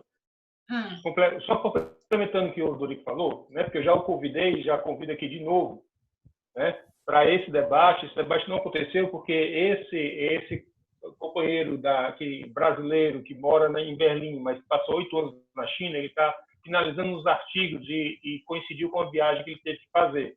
Então, ele não pôde fazer esse debate agora em julho, mas em agosto ele se comprometeu com a gente fazer esse debate. E aí a ideia é exatamente essa, de discutir sobre democracia, sobre experiências. Eu já convidei o professor Dorico para falar sobre Cuba, que ele tem uma experiência boa. A gente vai falar, de alguma forma, sobre a Venezuela, dentro do contexto, falar da China, falar dos nórdicos, né? Quiser falar com a Suécia... eu acho, inclusive, que a gente, nessa questão de Cuba, Paulo, a gente pode botar o Padilha também. Porque o Padilha, não só tem uma boa relação com Cuba, a gente teve junto lá muitas vezes, né? O Padilha, como ministro, e agora como deputado, ele também está na Comissão de Relações Exteriores, e uma das coisas que ele está fazendo da comissão é essa relação Cuba e Venezuela, inclusive a crítica que os cubanos hoje fazem ao PT, inclusive. E o Padilha trabalha um pouco essa questão, que é interessante. Agora, tem uma outra pessoa que é muito amiga do Osmar também, que é o Adalberto Alencar. Adalberto está onde, Osmar, hoje? Adalberto está lá na Suécia. Ele está na Suécia, mas eu converso com ele todo dia. Mas o cônsul da Suécia então, também... Então, a gente pode botar o Adalberto nesse debate. O Adalberto, eu não sei se com certeza... O cônsul da Suécia, aqui do Brasil. O Paulo conhece o Adalberto. O Adalberto é filho do professor Francisco Ferreira de Alencar. E praticamente vive na Suécia. E é um cara, um socialista. Não, eu passei até esse link para ele. Que a gente podia botar o Adalberto aqui nesse debate para pegar essa questão dos nórdicos, né? Eu estou vendo, assim, eu acho que vale, pessoas, uma vez, se o senhor concorda, eu acho que vale 2 debates, então. Um debate sobre o Estado de Bem-Estar Social, né, o welfare state e a parte, né, da Suécia, Dinamarca e tudo mais, e outro sobre China e Cuba. Né? Melhor. Muito assunto para coisas totalmente diferentes. Cabe bem uns 5 debates aí sobre isso aí. Exatamente. São 2 debates bem diferentes. E tem um terceiro que... E tem um terceiro que eu lembrei agora, que eu tinha tido na semana passada, que também se relaciona com a nossa discussão de hoje, que é assim, o que é a consciência de classe, né, nessa sociedade do conhecimento. Porque a gente falou muito na semana passada sobre como organizar a classe trabalhadora, né? Mas, para a gente organizar, a gente teria que entender o que é consciência de classe, né? Se ela ainda está nos mesmos parâmetros que antes, se houve alguma transformação também nesse conceito, e qual que é a relação disso com essa subjetividade que a gente precisa construir, né? Com o cooperativismo e tudo mais. Então, mais uma vez, agradecendo a todos e a todas, e até o próximo sábado. Tchau. Tchau, Gisela. Muito obrigado. Um abração. Parabéns. Tá, parabéns. Parabéns, pessoal. professor Obrigado, Osmar. professor Parabéns, Osmar. Gisela. Obrigadão. Um abração a todo mundo. Tchau, tchau. Bom fim de semana. Tchau, pessoal.